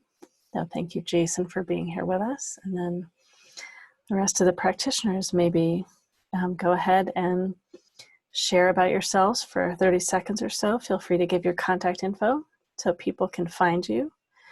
on the line. So who would like to go first? Sure, I'll Go go. ahead. First off, Galactic Ashley, thank you. That was brilliant. So now I have to shift back gears. My name is Susy Parker Goins. I'm Blue Lightning Healing. I am a channel, an energy healer, past life explorer and healer. I have a podcast called Blue Lightning Healing Meditations. My website's at bluelightninghealing.com. And the best way to get a hold of me is through email at susypgoins@gmail.com. That's SUSYPGOINS@gmail.com. And thank you so much for everybody who made this so awesome. Thank you, Susie. All right. Donna, do you want to go next? Yeah, I just wanted to say this was quite an interesting morning. I think we really all shared in a lot of cool stuff. I really enjoyed it. You can reach me at just give me my email address. It's dr, I can't even remember. I'm too tired. I can get it. Flyer.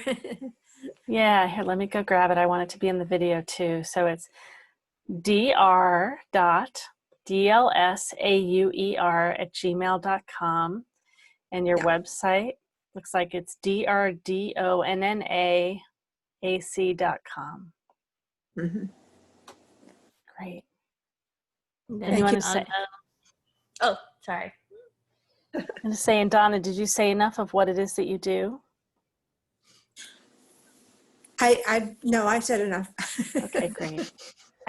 I do animal energy healing and communication. Great. All right, Galactic Ashley.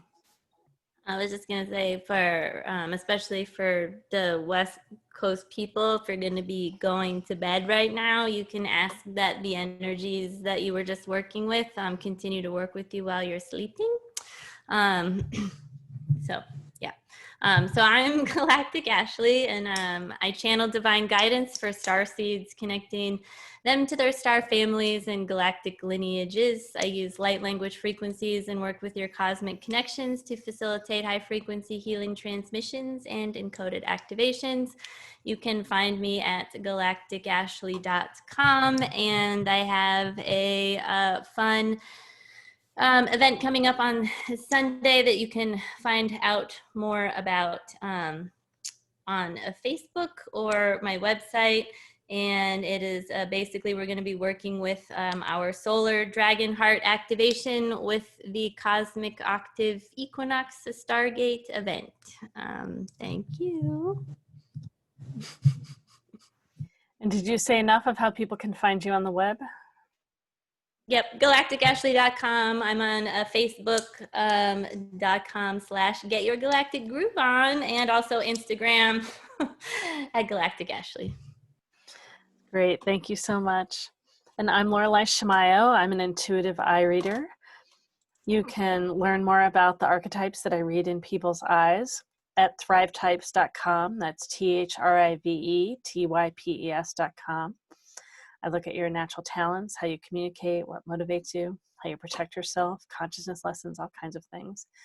And you can find out more about me on the web at LorelaiShamayo.com, LaurelIShamayo. And you've been here for our MeWe Metaphysical and Wellness Fair for energizing body, mind, heart, and soul. You can find out more about our events at MeWeFairs.com. That's MEWEFAIRS.com. And coming up this Friday in the US and Saturday in Australia, we have a panel on the Fae and the Elementals. So working with the Fae and the Elementals. And then we have another panel on Sunday in the US and Monday in Australia on animal communication, spirits, and guides. And then next week, Saturday, September 26th, or Sunday, September 27th of September in Australia, we have another one of our fairs. It will have about 16 practitioners. We'll do an intuitive panel again in the first hour, answering questions from the audience, and then we'll be in separate breakout rooms. So a lot more talks to experience, and all the practitioners will be available to do sessions as well. And then on, where are we? Sorry, I'm a little slowed down from what we just did. Friday, October 2 or Saturday, October 3 in Australia, we have a panel on working with angels and the serendipities. And I know there's something else I was going to say too. This is so funny. If you want to watch the recording, well, so those of you that are here, if you want to watch the recording from today to go back over that, if you go to the MeWe Fairs page on Facebook, and I can put that in the chat right now, the video should be up later today, tomorrow. And what else? What else? Information on all the practitioners will be there too. Oh, and where do I say about the recordings? I'm going to find the link. Well, that's what I've got at the moment. Oh, here we go. Here we go. I've got it right here. So this is the link at which the recording will go up in a few hours. Well, thank you everyone for joining us. This was, yeah, everyone, we're right. We're so impacted by the timing. This is such a strange thing. It's been lovely being here. Even though this was small, I feel like this is a great success. I'm looking forward to doing the next one. We're going to have another one of these in October, and I'll give you the date here in just a moment. So many different things going on. I think I know. Do I know? It is indeed. It is going to be Thursday, October 15. It will be the same times. So in the Pacific coast of the Northwest, it'll be 1 to 4 a.m. On the East Coast of the United States, it'll be 4 to 7 a.m. And for the eastern side of Australia and New Zealand, it will be from 6 to 9 p.m. AEST in the evening. All right, great. It was lovely being here with you. Thanks so much. We will shut off the recording, and then if there are any other comments from the people that have joined us tonight, it's great. We'll be here for a few more minutes.